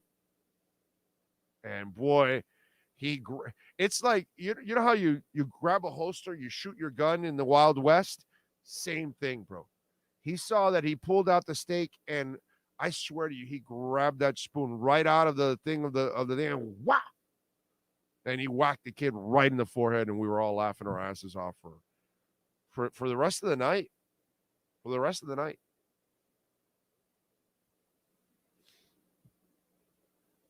Chichi Rodriguez was so cool when he celebrated. Oh, yeah, the sword thing, yeah. Yeah, he copied Kader Kohu. I just can't stand people who call soccer boring but would watch golf for 4 hours. I can't watch golf for 4 hours. I can't watch golf for an hour. I can go to the golf course and smoke a cigar and walk the fairway and watch a couple of holes. I'm not the guy that sits there and watches golf at all. Now, maybe the 18th hole Sunday, I turn it on and they're in the final hole. I could watch that. I'll watch that, but no dice. I can't sit there and watch golf for hours. No, bro. No. I'll go get laid instead, is what I'll do. Big O, did you ever have to use the spoon on your kids? Nope. Not kids. I only have one child. I have my daughter, and my daughter never got out of line that I had to like hit her with a spoon on the forehead. Not that I would do that anyways. That's not my style. I never hit my daughter. That's not that. I didn't raise her that way. If I wanted to get at my daughter, you take away, like you should, like any kid, take away their electronics. Oh, you can't watch TV. Oh, no, you're not watching this anymore. Huh? What? That's how you get. That's how they fold like a cheap tent. Take away the phone. Take away the computer. Take away the games. That's how you get kids nowadays. You can't do, like, it's kind of part of our conversation today. You can't be old style, man. That old school don't work, man. It just doesn't work. So it's all good in the hood. All right, it is time to wrap it up here on the show. We thank Ira Winderman. We thank Alan Poupart. We thank Andy Behrens. And we thank Marcel Louis-Jacques. We thank all of you who chimed in, tuned in. We thank all of you that sent in a super chat. And remember, you can also send in a donation through Cash App or Venmo at any time, day or night, at Cash Big O Show. That is Cash Big O Show, Cash App or Venmo. And of course, we love the Bitcoin donations. So if you make a Bitcoin donation, we love that also. We'll see you tomorrow. Same time, same place, and GP Trap knows. Same bat channel. Have a great one.